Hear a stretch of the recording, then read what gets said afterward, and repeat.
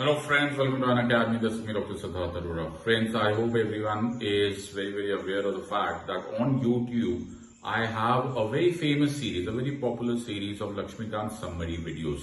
Now these videos were recorded about a couple of years back, but by God's grace, they have really been popular, and I am very glad to announce to you that Unacademy team has decided to stitch all these videos. So these are separate videos in the entire series, and it might become kind of difficult for you to watch all the videos, but Unacademy team has decided to stitch all these videos so that you can watch all of these videos in one go. This will give you a huge advantage in preparing especially polity from Lakshmikant. If you also want to take advantage of my one-to-one teaching on my plus classes, please don't forget to use the code SIDLIVE, SIDLIVE. It is my referral code SIDLIVE, SIDLIVE, and I'll be very happy to teach you. In the words of Unacademy, let's crack it. Until next time, God bless, thank you, and Jai Hind. All of you are aware of this book called as M. Lakshmikant for Polity. In this country, there must not be any civil service aspirant who is not aware of this book. And I'm sure that this is considered as sine qua non or something which is indispensable for preparation of polity for civil services examination. So if you look at the cover page of this book also, this cover page, okay, it itself says quite a bit about this book itself. It says Indian Polity for Civil Services Examination. So this book is civil service examination centric. There are many books related to polity, there are many books related to constitution, there are many books related to governance, but amongst a few books, select few books, which is catering only to the needs of civil service aspirants is Lakshmikant, and it has been there for quite some time now. However, there is a problem with this book. The problem with this book is it is a huge book. It is 800 plus pages. And although I am right now dealing with the 5th edition and the 6th edition is already out in the market, but there are only a few modifications. However, having said so, 800 plus pages for a civil service aspirant is quite a task. So there is a problem for most the aspirants of trying to understand this book. See, you have to first appreciate what are you going to be asked in a civil services examination. Civil service examination is not about facts. It is about connection of facts. And you will not be able to connect facts. You will not be able to impress the examiner unless you understand this entire subject the way it is expected to. So what I'm doing for you is I'm summarizing this 800 plus page Bible of polity, so to say.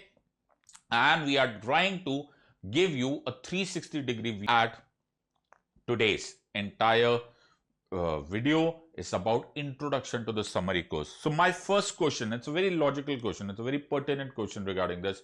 So why should I read Lakshmikant? Why should one read Lakshmikant for that matter? Can we not depend upon some coaching institute study material? Can we not look at internet and finish off the entire game? Maybe, maybe not. But what is important about this? Lakshmikant is one, it is a time-tested book. Why, sir?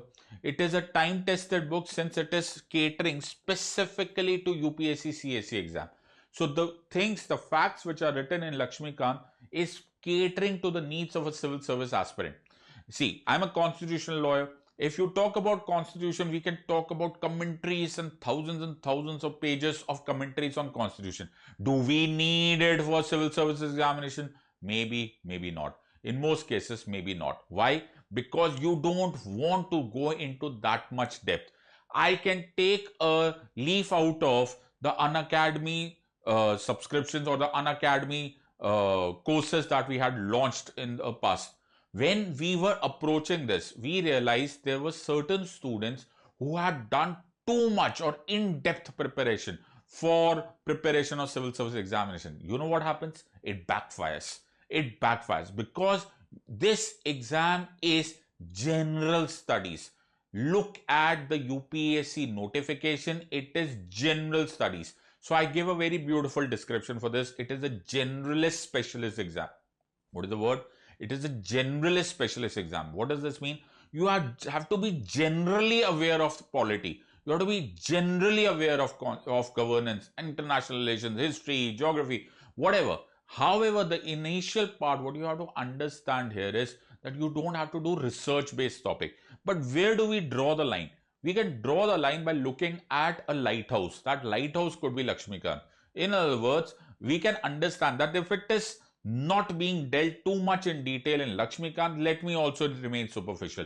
So this can give you a slight amount of idea about how much depth have you to go into a particular topic.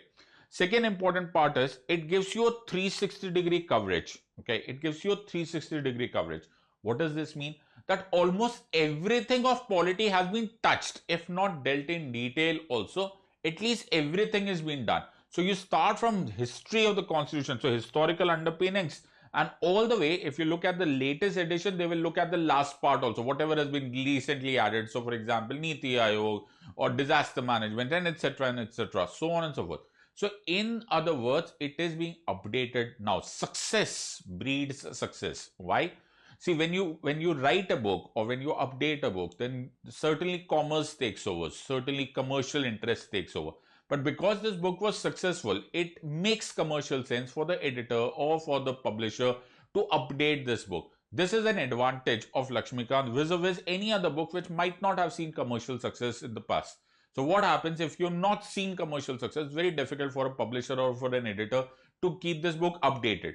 Lakshmikant, having said so, tasted success early, and that is why, because it is making commercial sense, they are bringing about updated editions. Good for Lakshmikant, very good for us. Why? Because the book is being updated and it is abreast with what is happening even in recent matters. Now, another question can come from various students who are, geniuses or very hardworking. I don't know. It depends. So why should we have a summary? Why do you need to make a summary? We can read the entire 800 pages, gulp it down and then finish it off. Let me just memorize the entire 800 plus pages. 800 plus pages? 800 plus pages is not easy to remember. Number one. Number two, it is not required. That is, both of them are equally important. First, it is very, very difficult. I am a lawyer. I have seen very thick books and I study very thick books. Remembering these many pages does not make biological sense to my brain, and it does not make any rewarding sense as per my civil service examination. So there's no point, there's no sense, because in the entire, suppose there's a 1 page of Lakshmikant, then I look at that 1 page, actual sense or actual extract of that could be said in 1 paragraph. What does the author actually want to imply? Or what does polity of that part? What are the relevant polity principles of that part? Now, what do you want to understand? Do you want to understand the grammar or do you want to understand the essence? I'm sure the answer is that you want to understand the essence. Another important part, it is not required. Why? As I said, and I'm repeating it the nth time, civil services examination is not about facts. It's not about data. It is about connection of facts. If you don't understand it, you just you're not able to impress the examiner. The examiner is not impressed by Mr. Google. The examiner is looking for a future civil servant, a future bureaucrat, a future decision maker for this country. We don't want people to be gulping in data and vomiting out data. No. We want you to take decisions, and for you to understand decisions, you will have to understand the real essence of the subject. So it does not make sense to try and memorize it, either as a practical purpose of appearing for this exam, and second, unnecessarily don't load your brain. Any other reason? There is another reason. Please understand, this is not an exam only of polity, governance and international relations, or polity and governance. There are many more subjects for you to do, and there is a limited amount of time. So please don't take such a rash decision. It is brave, but it is stupid at the same time. So there is a very fine line between extreme courage and stupidity. So I am sure that you are able to discern which is the brave part and which is the stupid part. So don't try to do that. It doesn't make sense. And in my long years of me teaching UPSC aspirant, I have not seen even toppers even trying to memorize the entire book. So this doesn't make sense. The better option is that you summarize, you make connections, and then you do practice MCQs. That would be a better way. So what are the benefits? Of course, it was time saving. It is hugely time saving. The amount of time that you will save by summarizing the book will be Very, very important for you to, number one, study other subjects. Number two, revise. Number three, practice MCQs. So these are very important. Time is currency at this time, and that is why I've been telling you that with regards to Unacademy subscription, also join the courses now. You need time. Your brain requires time. For an engineer, it is very easy to understand science and technology part. Why? Because you've been studying this all through your school or college, whatever the subject specialization be. For a lawyer, it might be very easy to understand constitution and polity. But just change, just swap things. For an engineer, it will become very difficult to understand polity or history or for that matter economics. Why? Because he's not studied that. Now, what do you need What do you need for this engineer aspirant to pass this rest of the subjects? Time. And that is what is important. So summarization will save you time. It will help identify key points and difficult concepts. There are difficult concepts of polity which takes quite a bit of hard work on the part of your brain to even understand. Even lawyer aspirants become confused in certain matters. Now, what do? If you have summarization, you remember some keywords.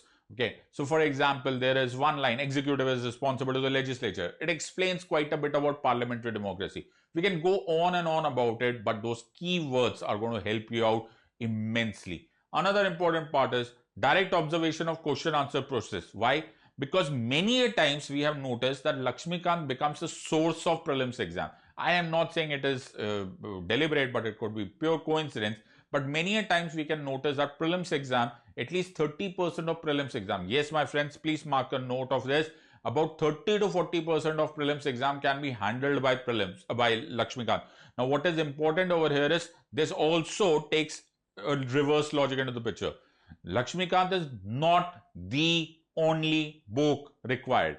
It is a major source, but it is not the only source for passing this exam. So both the things, both the premises are wrong. One, those who believe that you can do without Lakshmikant. Why? Because you are risking 30 to 40% of the exam. And there is another equally vociferous group which says, no, sir, only Lakshmikant, I'll manage. Sorry, my friends, both of you are equally wrong. And both of you are equally going to suffer. So neither you should be leaving out Lakshmikant, nor you should be completely dependent on Lakshmikant. A fair mixture, a wise mixture of both of them, both the approaches are very, very important. So, will this summary be sufficient? Certainly not. Absolutely not. I am not even saying so. Why? Because as I've told you through this last few minutes, that you have to summarize, save some time, make key concepts, understand the essence, do MCQs, revise.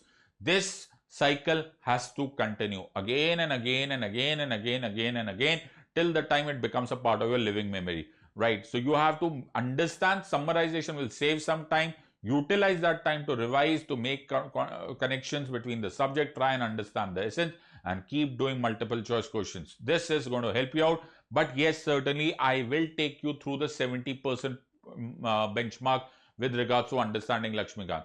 70% is enough. Why? Because I have created a fertile ground for you to build upon. Now you can build upon knowledge, you can add whatever you know, you can add whatever you get to know during the course of this preparation, and this will create a strong foundation for you. On this strong foundation, you have to build up. So don't relax at this stage, even after I finish my summarization, because first I've already made you understand that even if you know Lakshmikant in and out, cover to cover, word by word, you are only covering 30 to 40% of prelims. Make no mistake about it.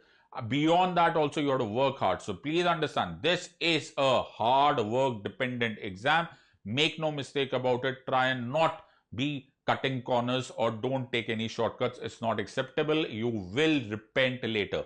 Don't do this part. So what is my modus operandi? First, I will do all the coverage of salient features. Then wherever topics are required to be done in detail, I will point it out for you. And wherever details are not required, I will certainly point out for you. So I don't want any lazy aspirant. In the same breath, I don't want any fanatic aspirant. So we don't want people who want to cut corners, who want to decide on shortcuts. Sorry, you are making a mistake. In the same breath, I don't want fanatic students. Why? Because fanatic students are going to suffer, and they're going to suffer drastically. So let's go on to this part. So now, stage one, very important for all of you. So why have you made a sports car on the board? Why are you showing a sports car? There is a very famous quotation, it's a very famous logic. It says, suppose you are in a race, suppose you are in a car race. The logic behind a car race, which a person with low IQ or low understanding, low wisdom, he understands that if you have a good car, you are winning the race, and you don't have that fast a car, then you are losing the race. That is not correct. In the real world, this logic does not survive. In the real world, the driver of the car wins the race. Yes, my friends. A good car, an excellent car in the hands of a sloppy driver is bound to lose. And an average car or a below average car also, but in the hands of an exceptional driver, will win the race. In the same way, my friends, it is an exceptionally good book. Yes, Lakshmikant can be over here compared to this red, beautiful sports car. Absolutely lovely Ferrari. But what is important over here is that you have the book, your competitor also has the book, his friend also has the book, your cousin also has the book, your predecessors have also the book, everyone has the book. 5 to 10 lakh aspirants appear for this exam, and 99% of students have this book. Importance here is not the book. Importance is how do you use this book. Are you that good, competent race car driver who can take this book and utilize it to pass this exam? In other words, everyone has this book, but not everyone knows how to use this book. So I'm about to teach you in the next few minutes how to use this book. That is going to be the important difference between you and the other aspirant who also has the book, but he does not know how to use it. So how will we do it? What is the rule here? I always say this word, make a matrix. It is called as a matrix. What is a matrix? Matrix is a connection. Okay, it's a connection. There are connections between one chapter or one topic of polity and another chapter on another topic of polity. Like, let me give you an example. So, for example, I was about to read something about, or I was watching the news, and I recently knew that the President of India has passed an ordinance that protects the medical professionals from any kind of violence that can be imparted against them. So, in the background of coronavirus pandemic, we've seen many, and these are very unfortunate news items that we see, that many of our medical professionals have been facing violence at the hands of some useless people who do not understand that these are the corona warriors upon which we are being survived or are being protected from coronavirus pandemic. Now, what are you to learn from this? Now, who passed this ordinance? The president. Now, when has this ordinance been passed? Now, my question to myself over here is that when has the president passed this ordinance? So, president has passed this ordinance only day before yesterday. But I was wondering, why is the president passing this ordinance? President is an executive. Why is the parliament not doing it? Parliament is not doing it because the parliament is in recess. The parliament is not in session. This is the connection. So I get to know, look at this. This is the intelligence. This is the sharpness of a civil service aspirant. That means the president will pass ordinance only when the parliament is absent or when the parliament is in recess. Awesome. So Article 123 of the Constitution says that the president shall promulgate ordinances when the parliament or the legislature is absent. But then my second question comes to me. But why should the president pass the ordinance while the parliament is in recess? Why are we not waiting for the parliament to come back?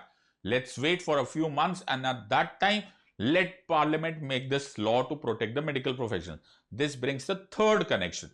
The third connection is that the president promulgates ordinances when the parliament is absent, when there is an urgent public interest or urgent national importance.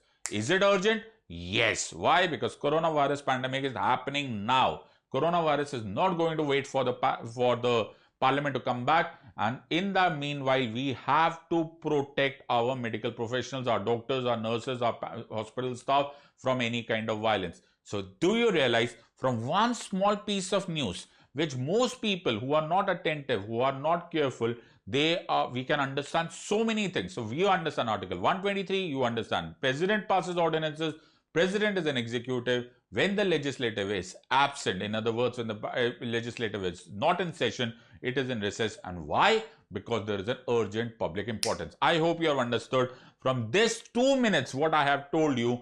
Many things will become clear. So you need somebody to teach you, you need somebody to explain you, and you need things to be remembering.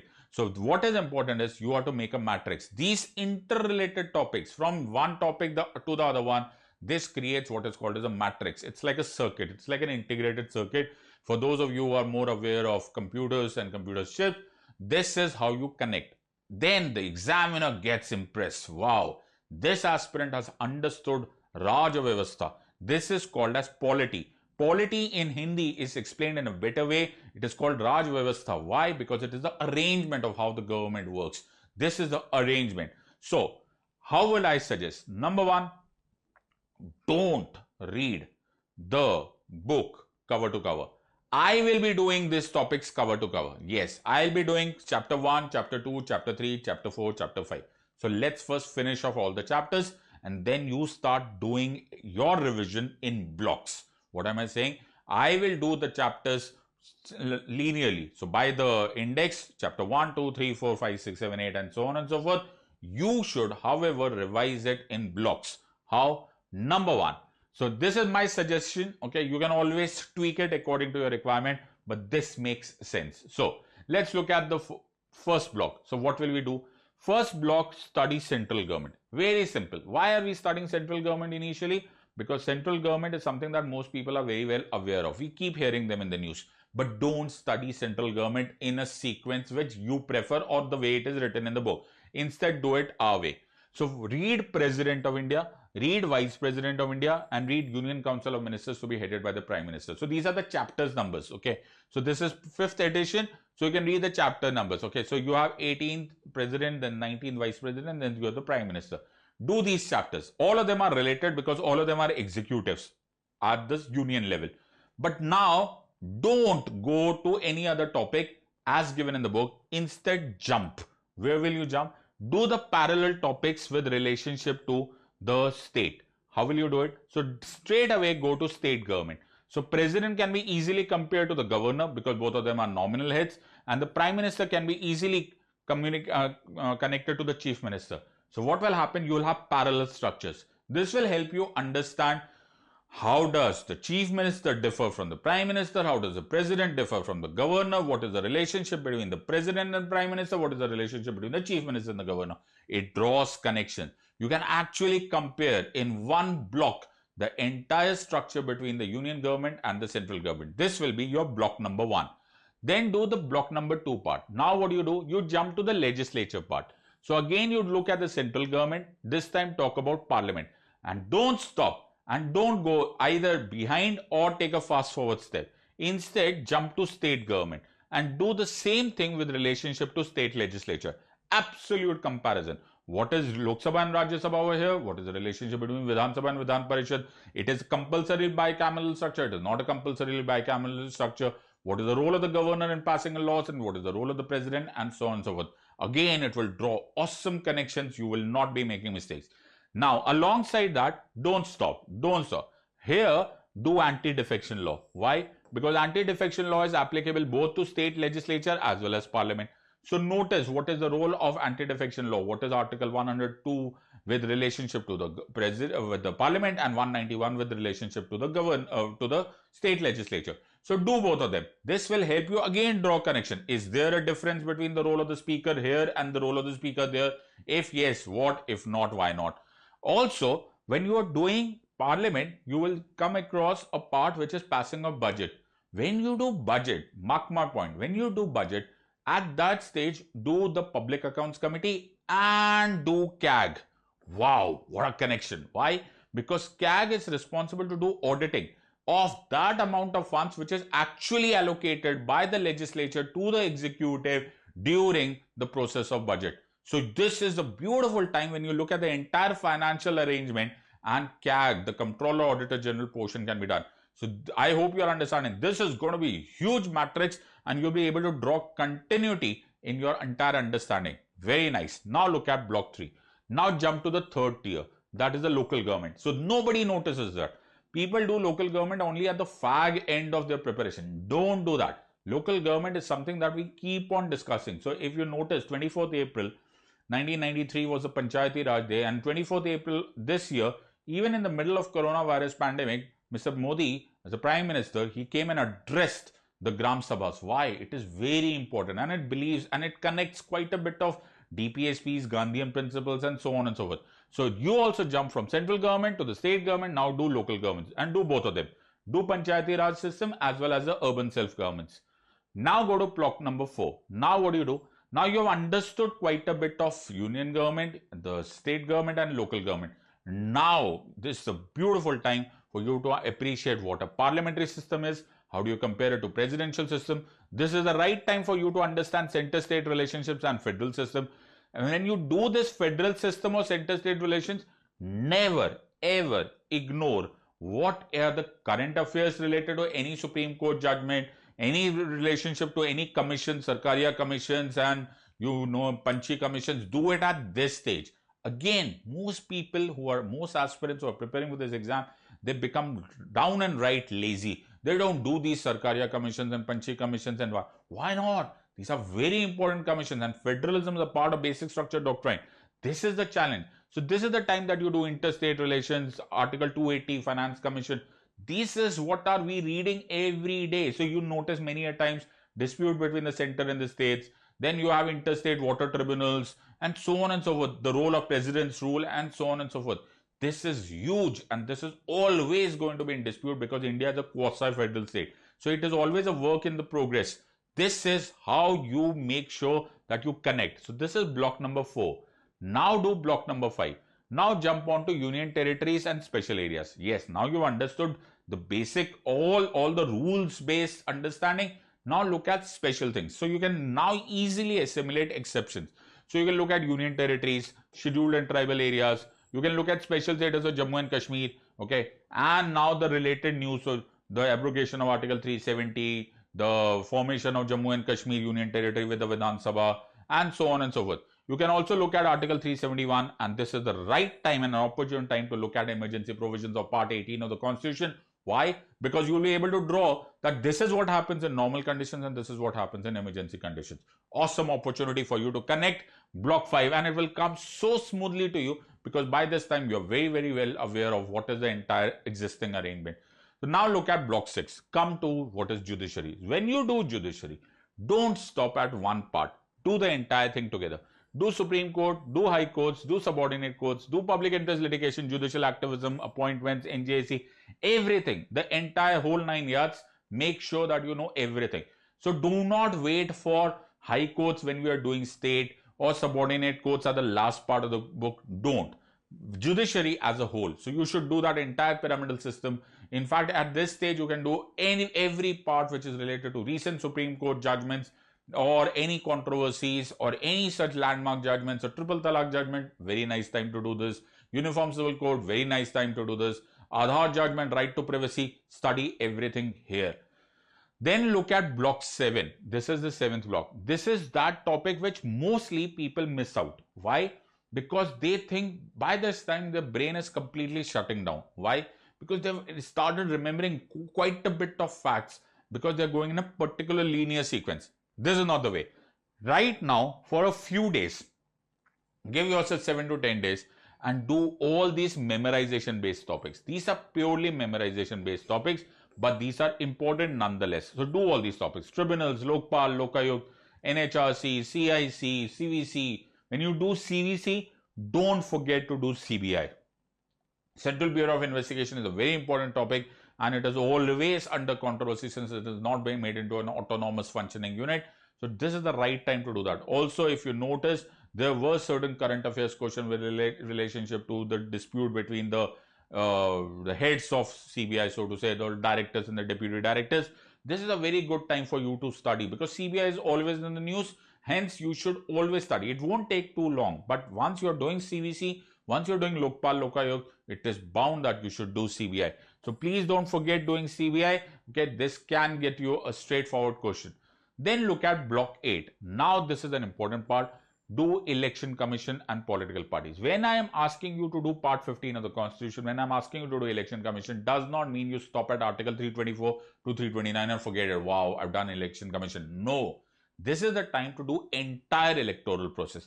Right from the beginning of what is a voter to all electronic voting machines, to what is electoral bond scheme, what are the model code of conduct, what is the controversy related, what is VVPAT, name it, the entire works you have to do. This is such a crucial topic, it cannot be ignored. So when you look at an election commission, start from right from the constitution, go right to the recent most notification of election commission of India, make sure that you understand everything.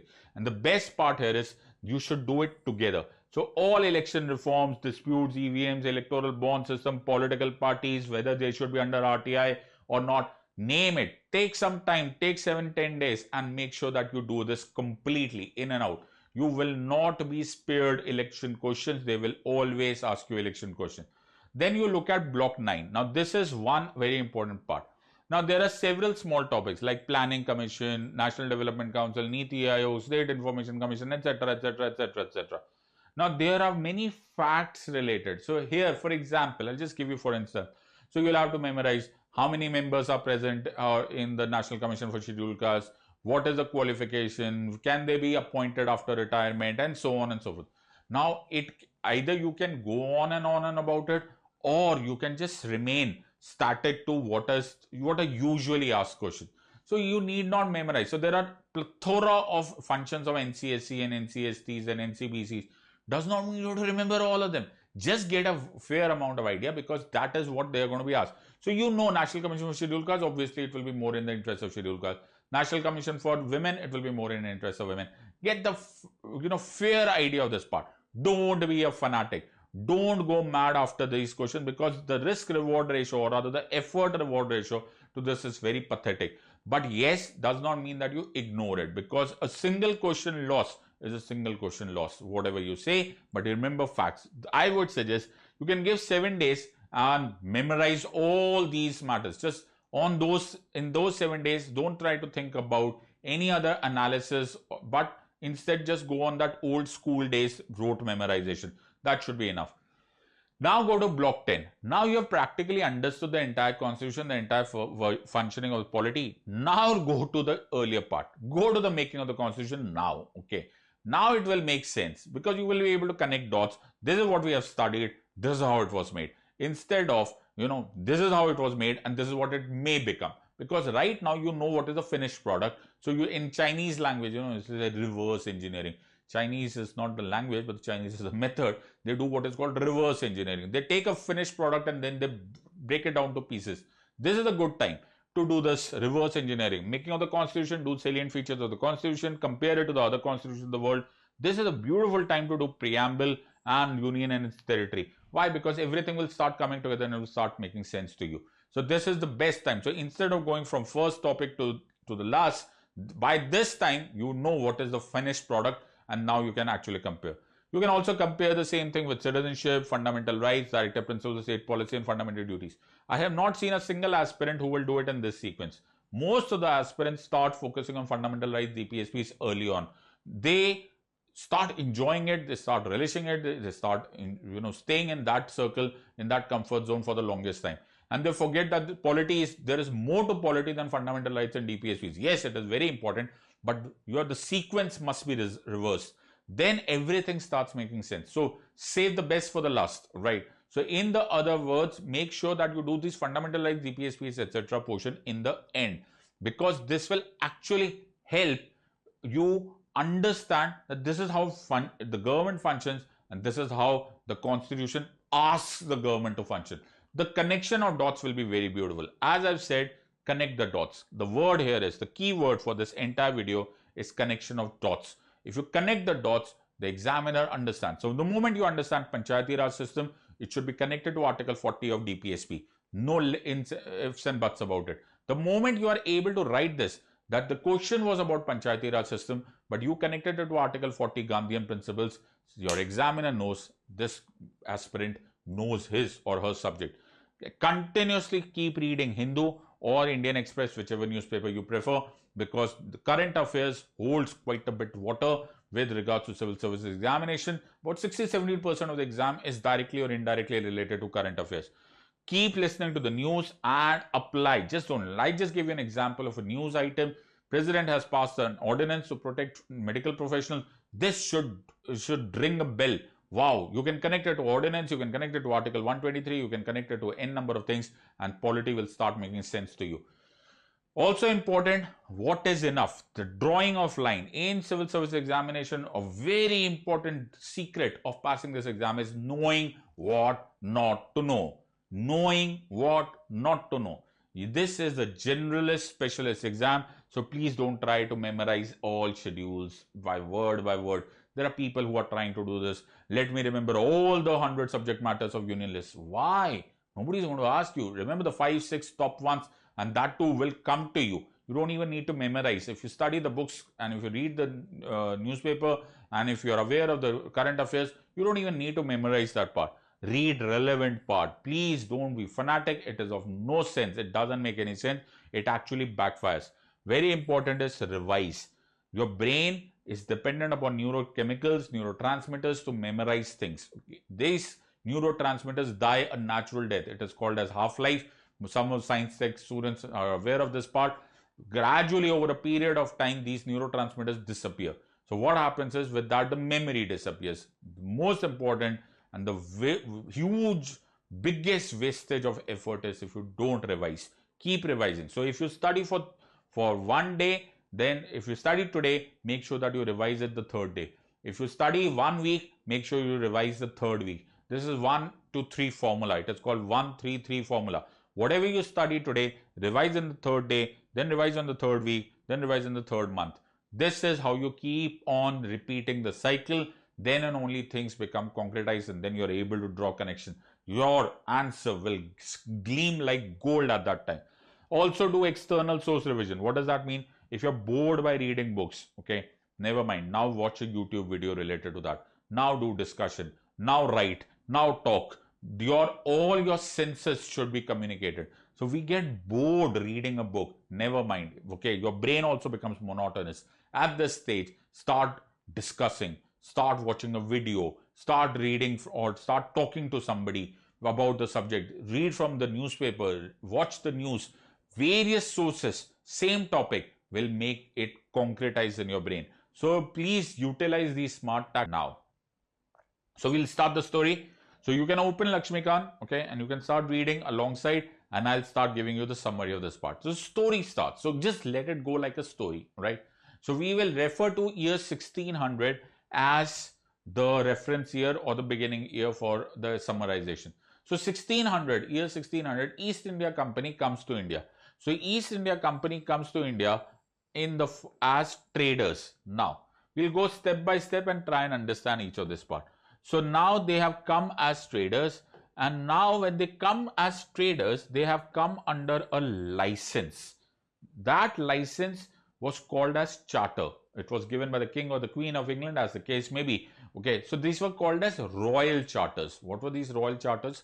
These were the exclusive licenses given by the royalty of whatever that country be, the King or the Queen, to trade in a particular place.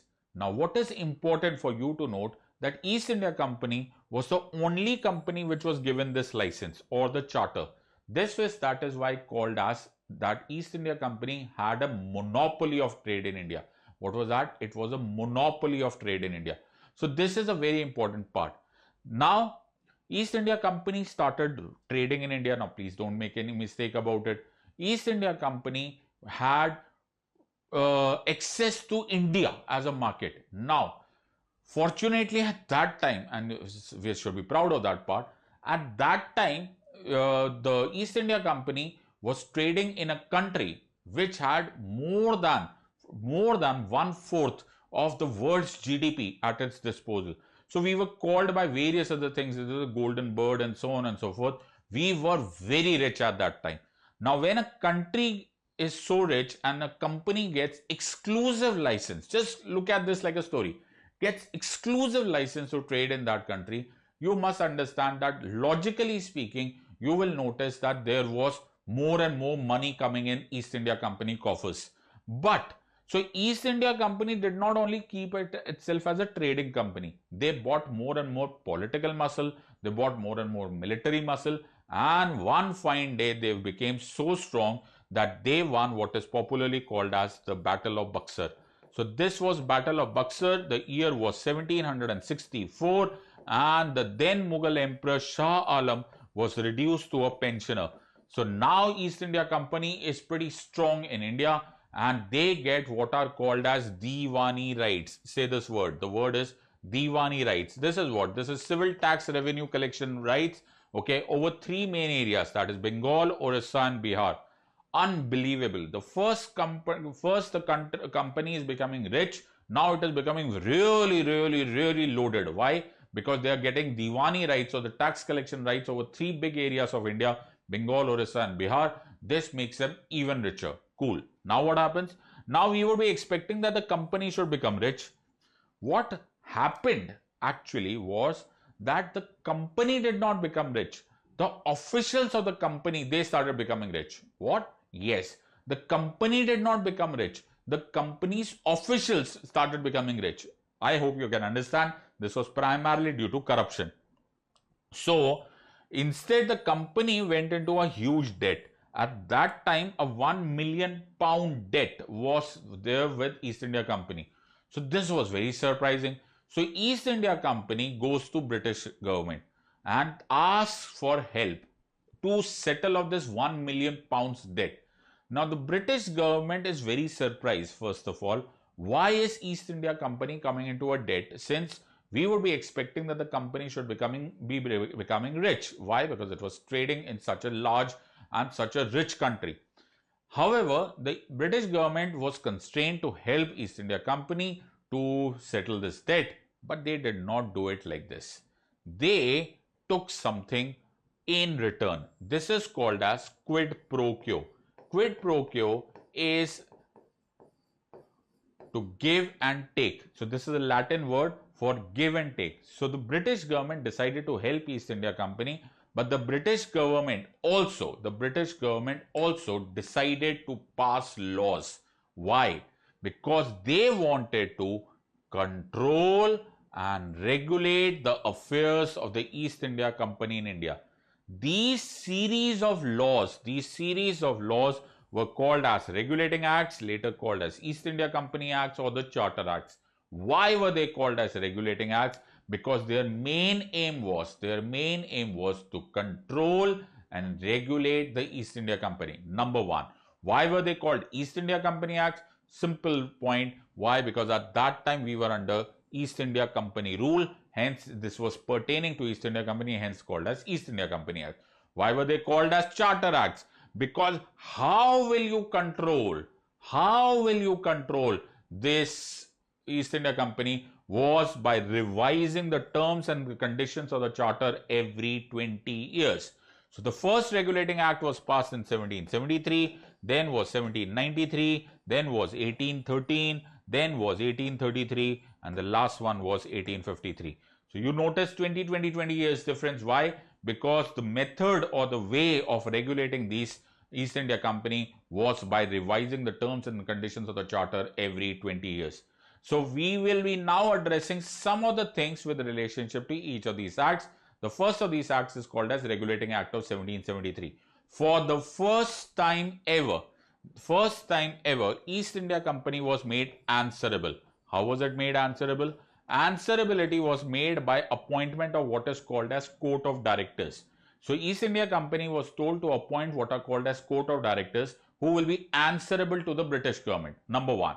Number two, at that time in India, there were different zones of power. For example, there was Bombay, there was Madras, and there was Bengal, each of which was headed by a governor. Each of this governor had his own independent executive and legislative powers. In other words, these executive and legislative powers or each of the governor were decentralized. What am I saying? They were decentralized. By the Regulating Act of 1773, for the first time, all the powers which were legislative powers were started to getting concentrated into the governor of Bengal. and the Governor of Bengal became what is called as Governor General of Bengal.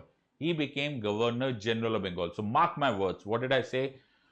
Gradually, you are converting a decentralized government structure into a centralized government structure.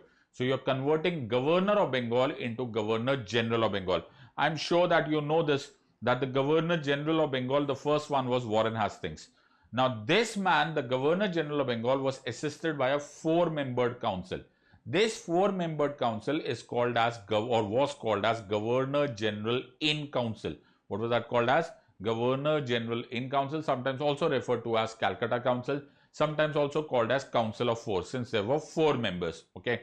So now this is the point here, and also please remember, Regulating Act of 1773 also established the first Supreme Court in India. At that time, a very small Supreme Court with only 4 judges, with Sir Elijah Impey as the first Chief Justice. Very limited powers, but at least it started. So Regulating Act of 1773 had 3 main things. Number 1, there was answerability of East India Company. Now they were told not to do private trade. They were said that you will be, or they were told instead that they will be having court of directors who will be directly answerable to the British government. Now what happened because of this part is that although the British government was very happy about the Regulating Act of 1773, however, what was noticed in this, that Regulating Act of 1773 was not very successful. So I say, why? Why was it not successful? Since it was so dependent upon East India Company's cooperation, that without the cooperation of East India Company, none of these answerability, none of these things that have been advised by the British government was possible. And that is why Regulating Act of 1773 is deemed to be a failure. But then, before the next Regulating Act, which was supposed to happen in 1793, came the Prime Minister of England at that time. He was called as Pitt the Younger. Pitt the Younger passes another act, and this act is called as Pitt's India Act of 1784. He wants to tell East India Company who's the boss. Okay, so what does he do? He bifurcates the East India Company's powers into 2 powers. Number 1 are commercial decisions. The other ones are political, military and administrative decisions. So there are 2 different divisions now. Now the Pitt's India Act of 1784 says, East India Company, your court of directors will only take commercial decisions, business related decisions. Every political, military and administrative decision will be taken by what is called as the Board of Control. The Board of Control will be appointed by the British government. So now what have we done? We have established for the first time what is called as double government.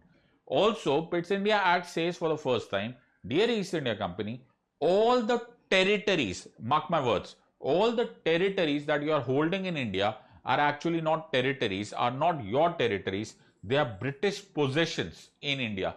In other words, now the property or the territories are also directly or indirectly controlled by the British government.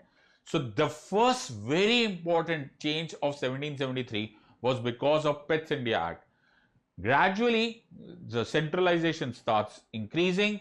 Gradually, the East India Company's powers are gradually reduced. By the Regulating Act of 1813, you will notice a considerable difference in East India Company's powers.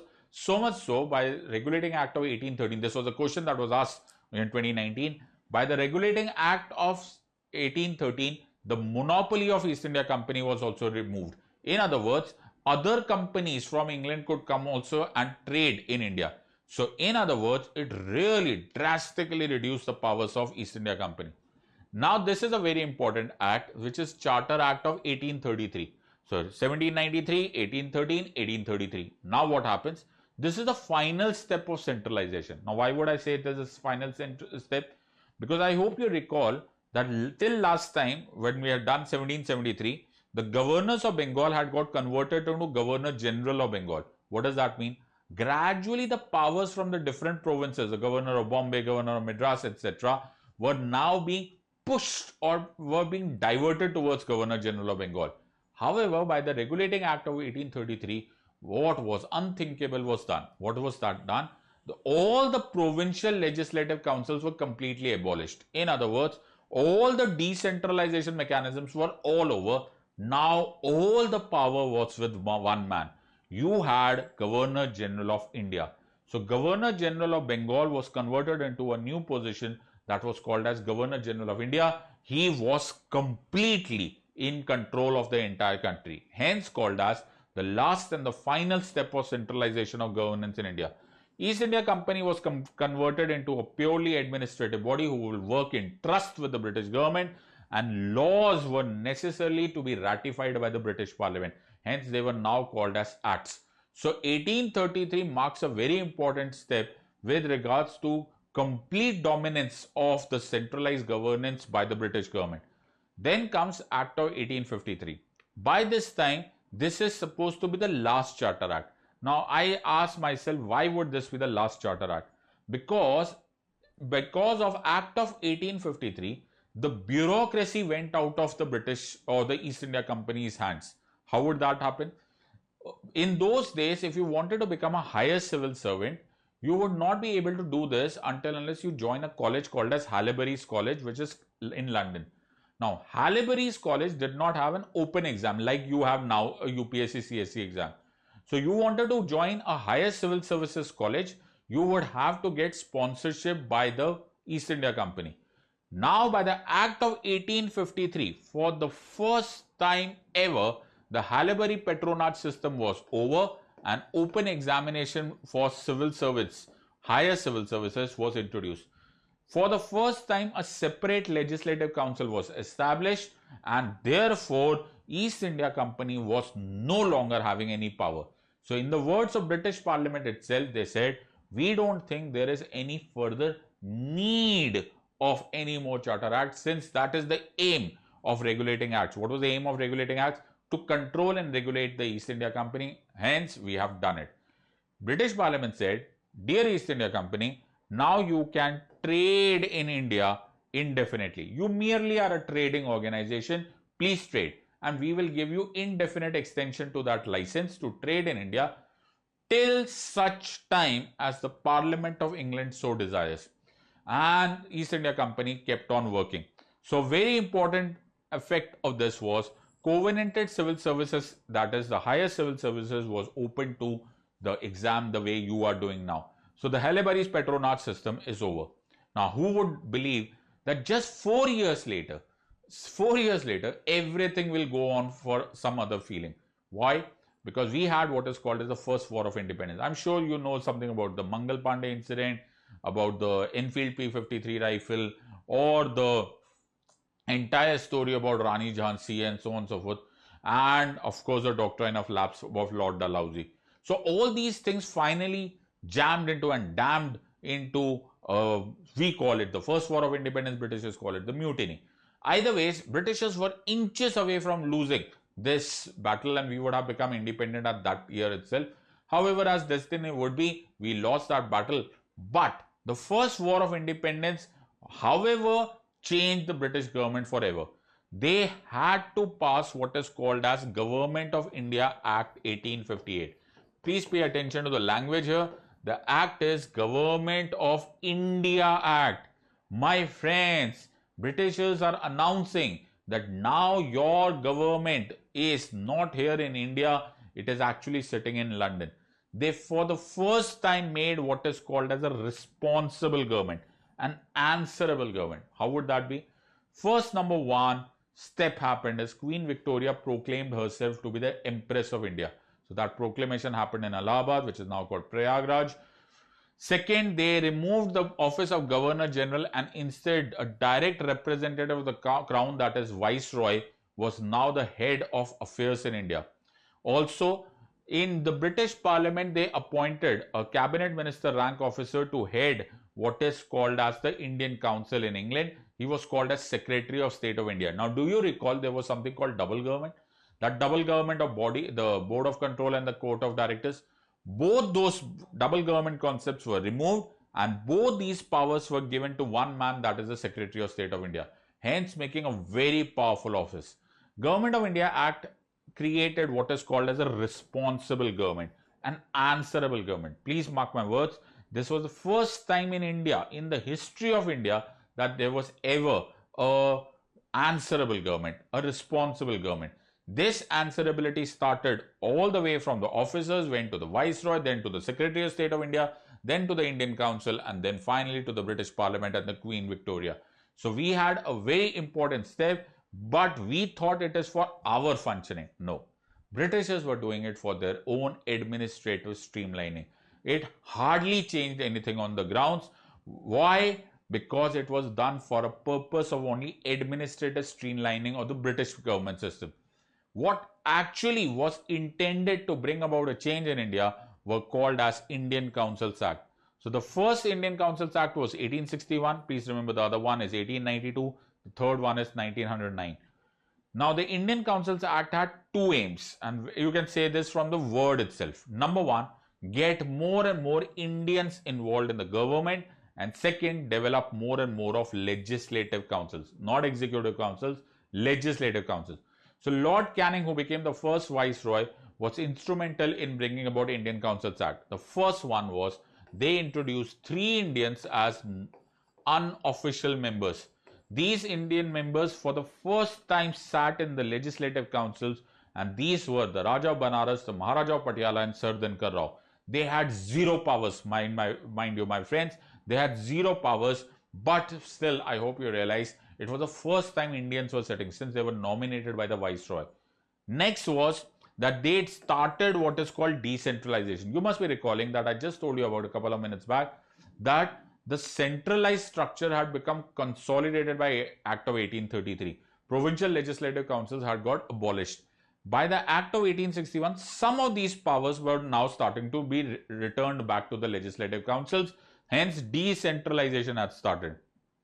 Lord Canning had a good idea of how to run the government. So he started doing what is called as, he created transaction rules, he recognized a portfolio system, and he also introduced the concept of ordinance, which I hope you know is still prevalent in India under Article 123 of the Constitution. That is the executive passing laws when the legislative is absent. So this is the part of 1861. However, things were supposed to be far stronger and far better in times to come, because in 1885 we formed what is called as the Indian National Congress because of A.O. Hume, and under the pressure of Indian National Congress we passed what is called as the Indian Councils Act of 1892. It created a stronger legislative council with 16 members who now had some powers. They could discuss budget with the executive. This is an asked prelim question. Don't miss this part. They also said that now you will have far more number and far more powers. Why? Because it was not only by nomination by the Viceroy that the legislative councils were formed, it was also dependent upon indirect election. Although the word was not used, but still it was indirect election through universities, trade unions, and merchant unions. As I said, the word indirect election was nowhere used, but it was certainly an indirect election happening in a different way, and that is why they had more powers and more numbers. And then comes the Indian Councils Act of 1909. This was the result of Morley-Minto reforms, and Morley-Minto reforms were a result of two very major events that is happening in India. One was a very crazy decision of the partition of Bengal, okay, and the second one was the establishment of Muslim League in 1906 as a political unit. Now, Morley-Minto reforms was having just one aim: to divide and rule. They wanted to create a communal volatile environment in India, and that is the reason that Morley-Minto reforms introduced what is called as a separate electorate system, also popularly called as a communal electorate system. Hence, Lord Minto is sometimes called as the father of the communal electorate system. So what he started in the Morley-Minto reforms actually ultimately culminated into the partition of India, and you know that part very well. But the Morley-Minto reforms, at least with regards to legislative councils, was good, since for now the legislative councils were larger in number, 60 members, and now you also had direct election. Now they could move motions and resolutions. In other words, they were very close to functioning like a parliament. So the Indian Councils Act of 1861, 1892 and 1909, to a large extent, I'm not saying completely, but to a large extent, was successful in doing two things. One, it got more and more Indians involved, and second, it got more and more establishment of legislative councils. But what is the problem? The problem here is that just do the calculation. 1600 is the story where it started. 1773 or rather 1764 was the Battle of Buxar. So 1773 was the first regulating act, and we have already reached 1909. But we are nowhere close to independence. Not even close. Not even close. We were talking, but we didn't know how to reach there. Now comes the great man Mahatma Gandhi. In the next part of this video series, we will do how Mahatma Gandhi's entry changes everything with regards to our movement of independence. How did he actually give us what is called as the roadmap or the direction towards independence? There was changing, yes, but it was too slow for us to become independent. We will notice in the next part of the series how did Mahatma Gandhi bring about the change. Then we'll understand federation and the making of. We are going to continue from where we left exactly in the last video. We had learned in the last video how East India Company came to India, how were the regulating acts passed, then the Government of India Act 1858, soon after the War of Independence, then the Indian Councils Act of 1861, 1892 and 1909 was passed.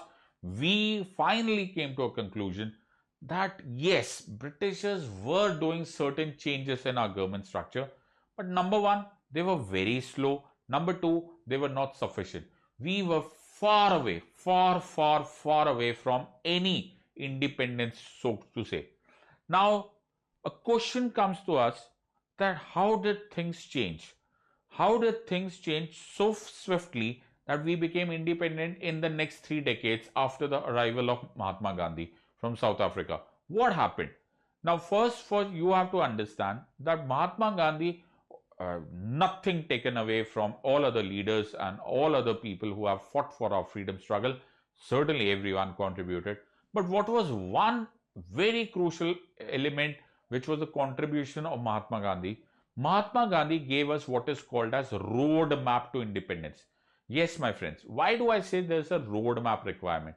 See, if you have to go from one place to another, you have to get two things. One, the direction to reach that place. Second, you must understand where you are. Both the things matter. So I have to travel from Delhi to Mumbai. I have to first understand where am I, and number two, in which direction should I start traveling to reach Mumbai. This was the problem. Where were we? My friends, you've never learned polity this way. So understand what I'm trying to tell you. Where were we when Mahatma Gandhi arrived has to be understood in terms of technical details. There is a requirement that we have to understand where were we. My friends, we were at that time not a slave state. So very crucial element is you have to understand. If you look at this in Hindi language, okay, the confusion starts when we try to transliterate Hindi into English. If you look at the understanding in various movies or if you look at general narrative, we were said to be gulam. The word gulam in transliterated into English becomes slave, but that is not the truth of the matter. Technically speaking, India was not a slave state. Okay, in other words, we had certain legal rights and political rights, but we had legal and political rights under the control of the British government. So it was not that we were a slave state, we were a colony. So very important was we were a colony. The Britishers were controlling us legally and politically. This is very different from being a slave state, in which case I will have no rights at all. We did not have, number one, our free legal and political rights. Whatever rights were available were very few. Number two was that the head of the state of India was not an Indian, not elected by Indian. In fact, he or she was the king or the queen of England. So two things differentiate me from a sovereign state. Number one, I don't have all legal and political rights. Number two, I don't have a head of the state who is an Indian. Now, we wanted what? We wanted an absolutely 180-degree difference. So we wanted a sovereign state, or we wanted to become independent. What will be independence? I will have legal rights, I will have political rights, and my head of the state will become an Indian. So from being a colony, I wanted to become a sovereign state. So the journey was too long, but first you have to understand what constitutes becoming a sovereign state. How do you become a sovereign state? So now somebody had to explain it to us in simple terms so that we could decide or we could talk to the Britishers. The first important requirement from being colony to becoming a sovereign state or an independent state was becoming a federation. Now you would ask, sir, why do you want to become a federation? What is a federation? Federation is a union of small units to form a large unit. Now, why would you form? That question should come automatically to you. Why, sir, should we form a federation? We were already a united country. In a way, yes. In a way, not. Why? Because to become a federation, two kinds of units had to come together. So one of the units, that was India, was what are called as the provinces, or what are we calling nowadays, we call them as states. So provinces like the Bengal province, Punjab, United Province, and so on and so forth. The second part were the princely states, or popularly called as the Rajwadas. Now, with regards to Britishers controlling us, both of them had two different footing. If you really want to see an example of a colony, that were the provinces. So provinces were actually true blue colonies of Britishers. With regards to Rajwadas or the princely states, things were kind of different.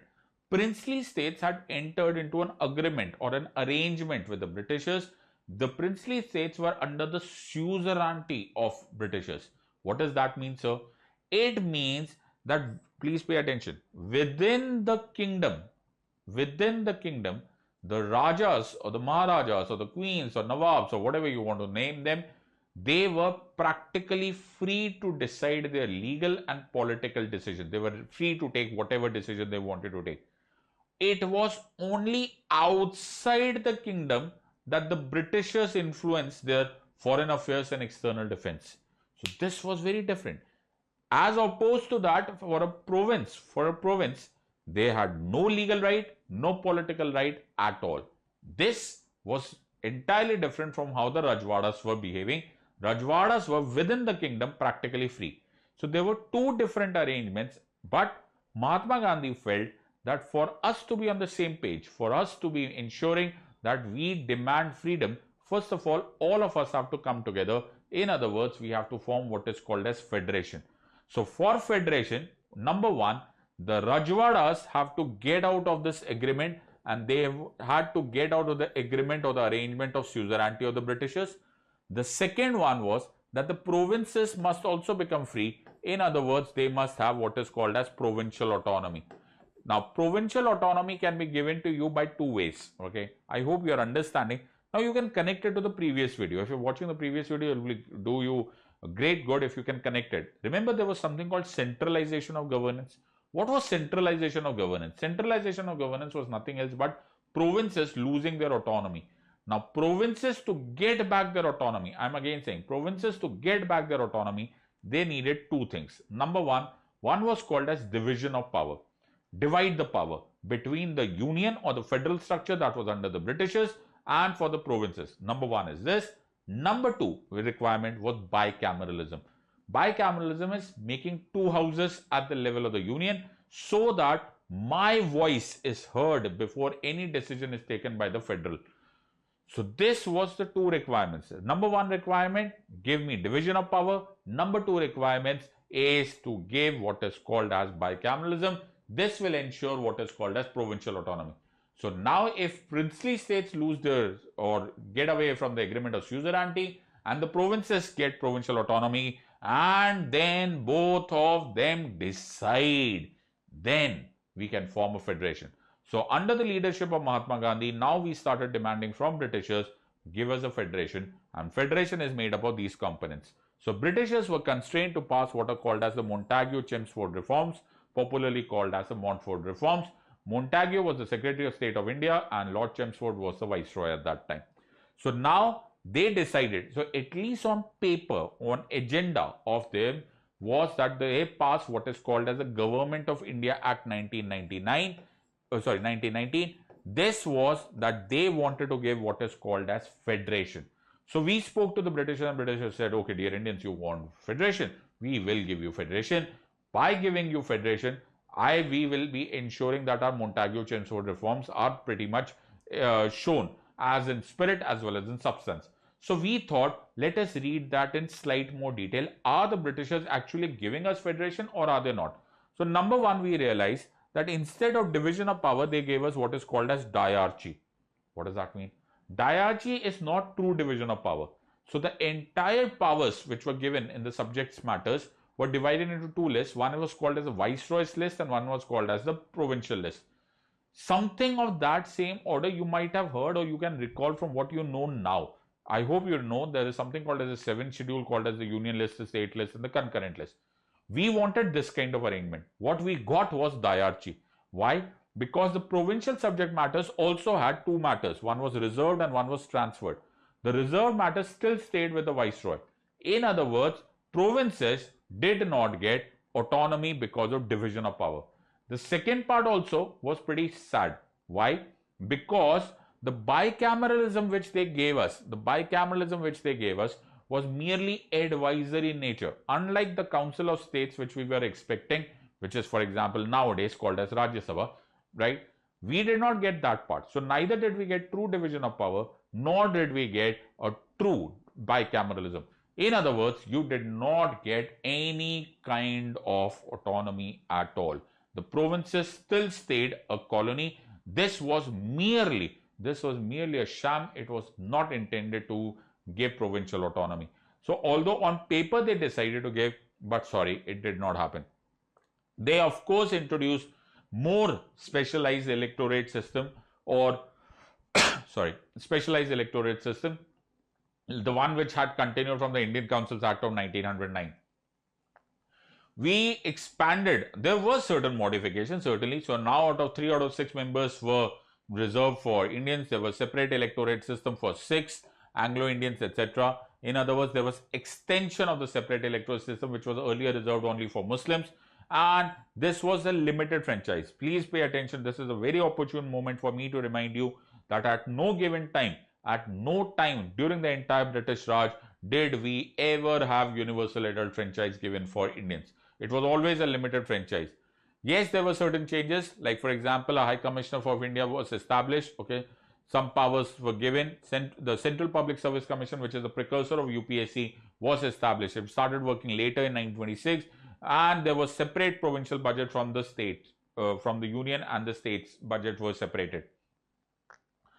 Now, the Britishers were creating a game. Okay, so just understand this. Britishers never wanted to give you provincial autonomy. They were just playing a game with us. They left, I'm using the word, quote unquote, they gave a choice to the princely states. You want to join the federation or you don't want to join the federation. Now, any person with a single digit IQ would understand princely states were very happy in their suzerainty of the Britishers, so they would never leave that. In other words, on the one hand, you are not giving me provincial autonomy. On the other hand, you are not getting out of the suzerainty arrangement. So in both the cases, India failed to form a federation.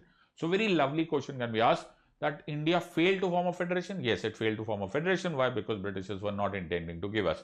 So you can give the reason. So they went to Britishers, the Britishers went to Mahatma Gandhi and said, Mr. Mahatma Gandhi, we are giving you federation. When Mahatma Gandhi and the rest of the Congress leaders, they really read through the Government of India Act 1919, they thought this was a sham. There was no possibility of we forming a federation because the princely states wouldn't agree and provincials are not autonomous. Hence, Mahatma Gandhi, in retaliation of the failure of Government of India Act 1919, launched what is called as a non-cooperation movement. And it was a first pan-India movement, and it was, although later on it was suspended, but we won't go into that part.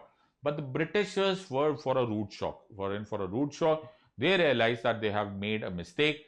Now, when the Government of India Act 1919 was passed, at that time also, they had said that in 10 years, we will revise the Government of India Act 1919. But the pressure of non-cooperation movement was so much that they had to prepone this revision. So instead of 1929 to revise, they revised the entire act in 1927. They've called what is called as, or appointed what is called as a Simon Commission. This Simon Commission, for some silly reason, some funny reason, they did not have any Indian. Now that was very surprising because the Simon Commission was appointed to revise the Government of India Act 1919. However, there was no Indian involved in this part. However, the Simon Commission discussed everything that was required to be discussed with the Government of India Act 1919 to revise it. They tabled the report in 1930, and when they finally tabled this report, it was discussed in the round table conferences, the Gandhi-Irwin Pact, And finally, a white paper on constitutional reforms. A white paper on constitutional reforms was introduced, which led to the formation or the enactment of the most important, the in capital letters, the most important act during the British Raj, which is called as the Government of India Act 1935. For the first time ever, they gave us all the inclination of forming an All India Federation. For the first time, their plan was that we really want to give. Okay, I don't know how much of the underlying they wanted to give, but the fact of the matter is they gave us true division of power in the form of a federal list, a provincial list, and a concurrent list. You might as well remember it. It is very similar to the arrangement we have now. It's called as the union list, the state list, and the concurrent list. The residuary powers, in other words, the powers which were neither written in the federal list, nor in the provincial list, nor in the concurrent list, was given to the viceroy. Please mark this. This is an asked prelims question. So the residuary list was given to the, or the residuary powers were kept with the viceroy, not with the states. In this matter, you should remember the contribution of Government of India Act 1935. So, sir, why did we not form a federation? We did not form a federation because princely states said no. The point here is, even the Government of India Act 1935 failed to form a federation, not because we did not have provincial autonomy, but because of the reason that the princely states said no. So, we failed to get federation form, but we had a provincial autonomy. So, this is, if you notice the entire cycle, if you remember, the Regulating Act of 1773 was the first stage of, or the first step of centralization of governance in India.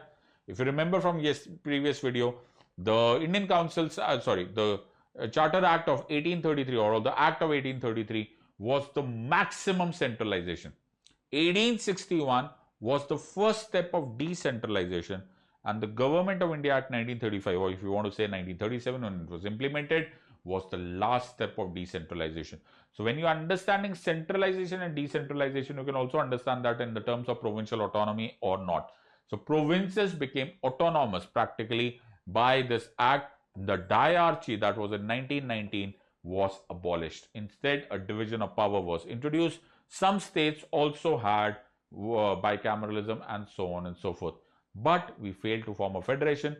Now, slightly more number of things that you should remember with Government of India Act 1935. We continued with our limited franchise. The Reserve Bank of India, which had been earlier established, was also given legal sanction and certain other provisions were provided. The Public Service Commission was trifurcated, divided into three parts: Central Public Service Commission, State, as well as Joint Public Service Commission. Now, use some kind of imagination. Go back in time in 1935, okay?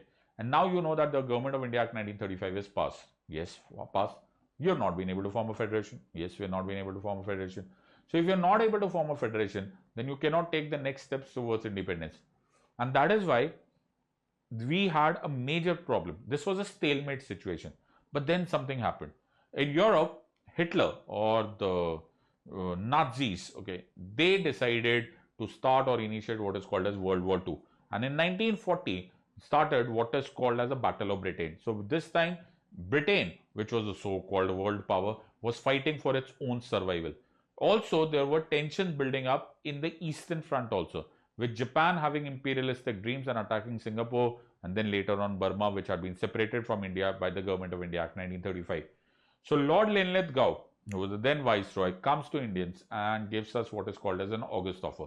So without us, first, without consulting us, they make us a part of the war, and then they give us an August offer. Now, what is this August offer? August offer was that help us during the war, join us in the war, and after the war, we will give you dominion status directly. So this was the first time, this is a very beautiful question, the first time ever that Britishers principally accepted the idea that India should be given dominion status. Please recall something, that Simon Commission had also proposed that India should be given dominion status, but for some good reason, the Government of India Act 1935 did not give us dominion status. But this story started and the ideas started building up. Now I'll go quickly as per the process, okay, and which will take you through. So rather than writing it down since it's not written properly in Lakshmikant. I'll just give you the story on this part. So 1940, this offer comes. It is followed by the Crips Mission. Crips Mission, however, is not able to convince Indian National Congress and Muhammad Ali Jinnah's Muslim League to come on the same page, and Muhammad Ali Jinnah starts demanding what is called as a separate dominion in the form of Pakistan. It was not accepted. Crips Mission fails. Because of Crips Mission failure, Mahatma Gandhi launches the Quit India movement. Quit India movement is very successful. Upon that, the Second World War literally breaks the back of British government. Now in 1946, they send what is called as the Second Cabinet Mission of 1946, which somehow convinces Muhammad Ali Jinnah to allow us to go for the elections to the Constituent Assembly. So the elections to the Constituent Assembly takes place, okay, after the Crips Mission has failed, okay, and Muslim League has not accepted, okay, and the Second Cabinet Mission has convinced. We go for our first elections, right? And by an indirect election, proportional representation and single transferable vote, we make our Constituent Assembly, which sits in its first session on 9 December 1946. On 9 December 1946, our first Constituent Assembly sits down, and now on 13 December 1946, Jawaharlal Nehru introduces what is called as the Objective Resolution. This Objective Resolution is postponed because of the absence of Muhammad Ali Jinnah, but finally adopted on 22nd January 1947. This becomes the source, I'm not saying exact source, but certainly the inspiration for our preamble, which is adopted obviously on 26 November 1949. Now, when this is happening, parallelly something else is happening. Muslim League is not happy. The entire country goes out into a communal, volatile environment. There are riots, thousands of people are getting slaughtered, and the new Prime Minister of England, Clement Attlee, he sends his best man forward. He sends Lord Mountbatten. Lord Mountbatten on 3rd June 1947 gives what is popularly called as the Mountbatten Plan. And for the first time ever, Britishers accept that India, or rather British India, can be divided into two autonomous dominions. One shall be India, the other one shall be Pakistan. The Muslim dominated region of West Punjab, East Bengal, Khairpur, British Balochistan, Northwest Frontier Province and Sindh will go to Pakistan, and rest will form what is called as India. To implement Mountbatten Plan, India Independence Act 1947 is passed on 18 July 1947, and which says that there shall be an end of British rule on the appointed day of 15th August 1947. From now onwards, there will be no Her Majesty's or His Majesty's government. There will be no viceroy. Only thing what was required to be done was that between the time period of 15th August 1947 till the day you have your own constitution, till the day you form your own republic, you will remain a dominion. In other words, you will be having a representative of the crown. Hence, the Governor General, Lord Mountbatten, will be, in the name of the king, will still be the head of India for the time being, till the time that we have our own elected president. So I hope you know, on 26 January 1950, the day we became a republic, that was also the end of our dominant status, and we become independent sovereign state. Very important fact of this part was that each dominion, India and Pakistan, can have their own constituent assembly. From now onwards, no act of the British Parliament can be extendable until and unless you want it to happen. Another important was that now that age-old problem of alert from Com Apple battery monitor, low battery. Age-old problem of suzerainty. The age-old problem of suzerainty of the princely states will disappear. Why, sir? Why would it disappear? It would disappear because the Britishers will use doctrine of paramountcy and they will leave this. So they left it, not the princely states, they left it. And finally, till the time period between 1947 to 1950, the Government of India Act 1935 will act as the interim constitution of India. Very commonly asked question. Please remember this part. Till the time you have your own constitution, There were certain criticisms of the Constituent Assembly, okay, that is, it was not sovereign, since we were not sovereign at that time. It was dominated by the Indian National Congress. It took long number of years to make the constitution, and it was not truly representative because people did not elect it. However, these are very lame excuses, since as we will go into the details of the constitution, it was a very balanced constitution and everything was done according to how it should have been done. Okay. In the next part, we will do salient features of the Constitution of India, when you will realize that these criticisms do not stand the test. Okay. And Dr. Ambedkar and the rest of the founding fathers created a very beautiful and a very stellar constitution. So I hope you have understood the entire historical underpinnings, and this is, you can read from Lakshmikant, it will give you a perspective also, but I have summarized for you so that you really understand the essence of this. This is how you study polity, so that you really understand the essence. Okay, next course. So today we are dealing with what are called as the salient features of the Indian Constitution. Now there are multiple salient features. So what will we do? We'll just scrape through the headlines, and we will ensure that wherever it is required to be dealt in detail, I will give you some of the features which I'll be discussing might not be even given in your book, but I cannot resist explaining it to you, because the idea over here is to help you out in whatever ways possible. So first, and a very, very famous, and almost everyone who's even started studying polity would know about it, that India's constitution is the lengthiest written constitution. Yes, it is the lengthiest written constitution. The original constitution itself had 395 articles and 8 schedules. Now you know that after several amendments, now there are actually 12 schedules also, and several more articles and sub-articles and sub-clauses and so on and so forth. So first of all, I should address this question right at the beginning, because if you are asked the question, how many articles are present in the original constitution, there will be no ifs and buts about it. You know the answer. The answer is 395 articles. But if you are asked the question, how many articles are present in the constitution as of today, now there can be a variety, a host of different ways in which you can check out these answers, because sometimes the examiner is expecting only to read the top articles and not the sub clauses. Sometimes they might also expect that the sub clauses or the sub articles or the sections are also read. So either ways, or the amended articles are also connected. What I would say is anything above 430 or 440 should be a safer answer. So sometimes you really have to use common sense. Civil service examination is not an easy exam. Sometimes you really have to go. So somewhere around 445 articles should be your answer. So go closest to that answer. You should be in the safe grounds on that part. There are a variety of ways. So if I start giving one number, then somebody might feel this is not the exact number. I don't know how you want to calculate it. So sometimes you will really have to use common sense. That is why I say get an in-depth knowledge of the subject. You will be able to take those choices also, which are not very clearly mentioned in anywhere in the books or anywhere in any help series here.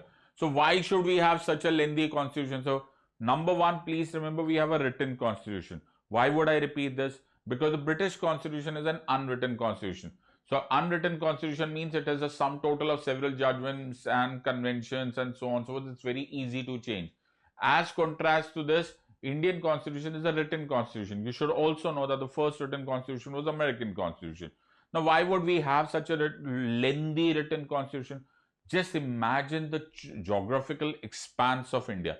It's a huge country, and not only it is physically a huge country, there are many varieties of people that we must cater to, since we have a huge variety of race, religion, caste, and this is something that we have to be very careful. We must address our constitution to everyone. Another important part was that India was not a true federation, so to say. Why? Because India, that is Bharat, shall be a union of states. That is what Article 1 mentions. So instead of the states having their own constitution and the union having its own constitution, we had a common constitution.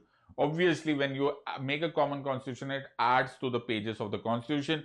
Then it was made by primarily lawyers. So if you know, the Constituent Assembly had a huge percentage of lawyers, okay, including the great Dr. B.R. Ambedkar. So what happens here is lawyers have a way of writing which, if not to use any other word, is certainly long or lengthy. So why? Because we want to clarify that every clause is to be understood. So this was primarily in lawyers language, and you must have seen lawyers, and a simple agreement can go into 4-5 pages. So this is also one of the reasons.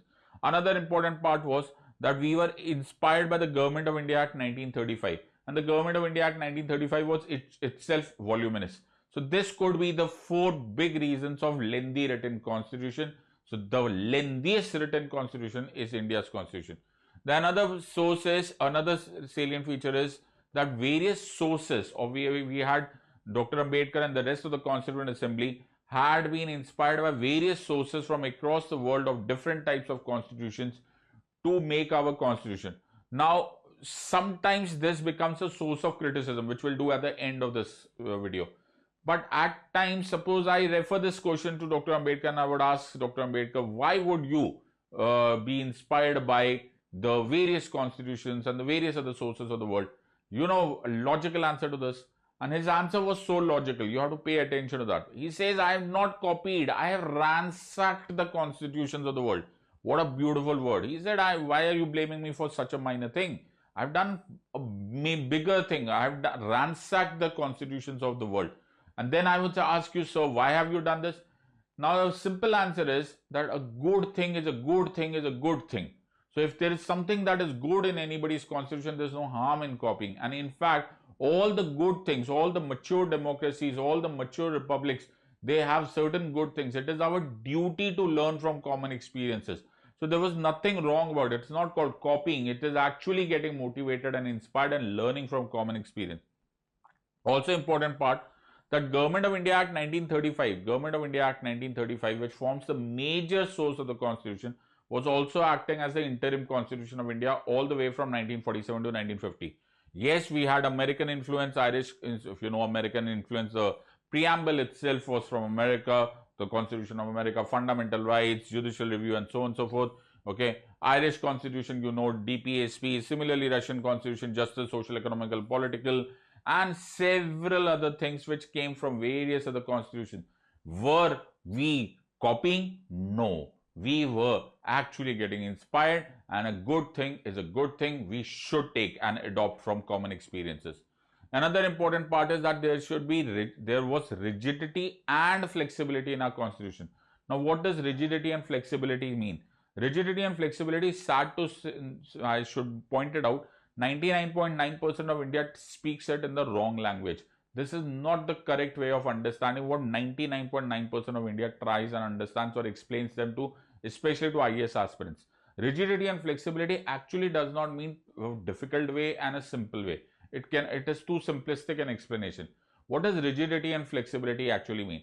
What usually people think is flexible constitution is something that can be easily changed. Rigid constitution is something which cannot be easily changed.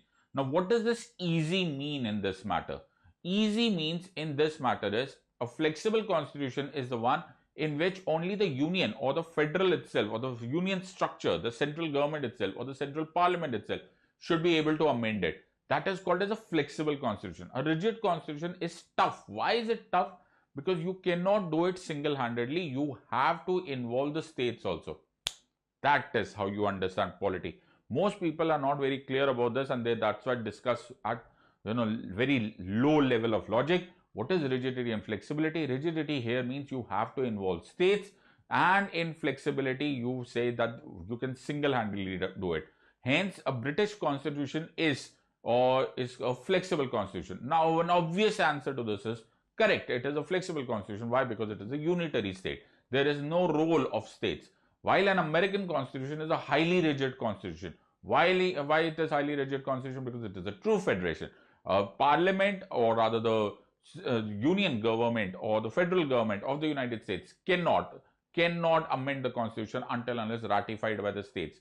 Now, this is the same thing in India. Majority of our constitution is rigid, since there is majority of the constitution is flexible. However, some parts of the constitution are also rigid. So, for example, if there is a requirement of any center-state relationships being changed, or the Supreme Court jurisdiction, or for that matter the revenue distribution between the center and the states, then the states have to be involved. You must have been aware of some of these constitutional amendments, which makes it that it is rigidity plus flexibility. So as it is given in the book, I'm just copying. Some provisions are easy, some provisions are very difficult. This is rigid and most are moderate. Now, this is how it is written, but this is not how it should be understood. So the words used sometimes in the books or sometimes used in general category of general discussion are not actually technically correct. You must understand what is very easy and what is very simple and what is tough and so on and so forth. That is how you study polity. That is the reason most people are not aware and not good at this subject, because nobody explains them the actual technical requirement of the subject. So you should understand what is rigidity and flexibility. Another part is federal system with a unitary bias. Now, what does a federal system actually mean? Federal system means you should have two governments, one at the union, one at the state. Second is there should be bicameralism. That is, there should be a Lok Sabha kind of a house, which is a popular house, and a Rajya Sabha, which is a council of the states. Then there is supremacy of or written constitution. Why? So that we know what is a division of power. So we have a 7th schedule, union list, state list, and the concurrent list. Then you should have division of power. Then you should have independent judiciary. Why? Whenever there should be a conflict, or there is, God forbid, a conflict between the union and the states, an independent, unbiased judiciary should be able to decide all these matters. And there should be a rigid constitution at times, since you cannot change the constitution single-handedly. I hope you now understand this. So federal structure is a union. It's an arrangement between two or more than two governments. In the case of India, we are talking of the union and the states. Now, India, however, is not a true federation. So if I look at Article 1, it says India, that is Bharat, shall be a union of states. In that sense, we have a problem. The problem here is we are not a true federation, we are a union of states. And that brings us to another very major criticism. It says that although India is a federal structure, so to say, even though it is not a true federation, but it is primarily tilting towards the unitary structure, as in the parliament or the center has got more power as compared to the states. That is why Vehre is the one who commented that India is a quasi-federal state with a unitary tilt. So how do we know this? Because we have a strong center, we have a single constitution, we have single citizenship, and there is also the roles of All India services, that is you people, because you people are appointed, the bureaucrats are appointed, the All India services are appointed by the central government and are posted or are serving the state government.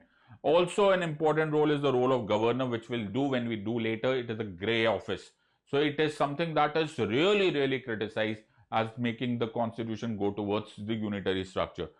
So are we a federation? I would ask the same question to Dr. Ambedkar. Dr. Ambedkar would say, yes, we are a federal structure, but not a true federation. Now that is something for a later on discussion. We cannot do it on a YouTube classes, but this is very important that you understand what is the difference between a true federation and a quasi-federal state with a unitary tilt. Another important part, that we have a parliamentary form of government. Now please go back in time. So go back in time to 1950s, or rather 1947 to 1950, and we have a very tough decision to make. We had two experimental or two huge examples of democracy that we could have followed.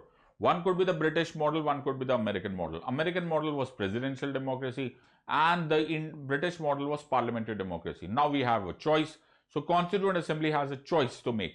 What are the two choices? Either we have to choose what is called as the presidential democracy model, which would be executive dominant, or the parliamentary model, which is legislative dominant.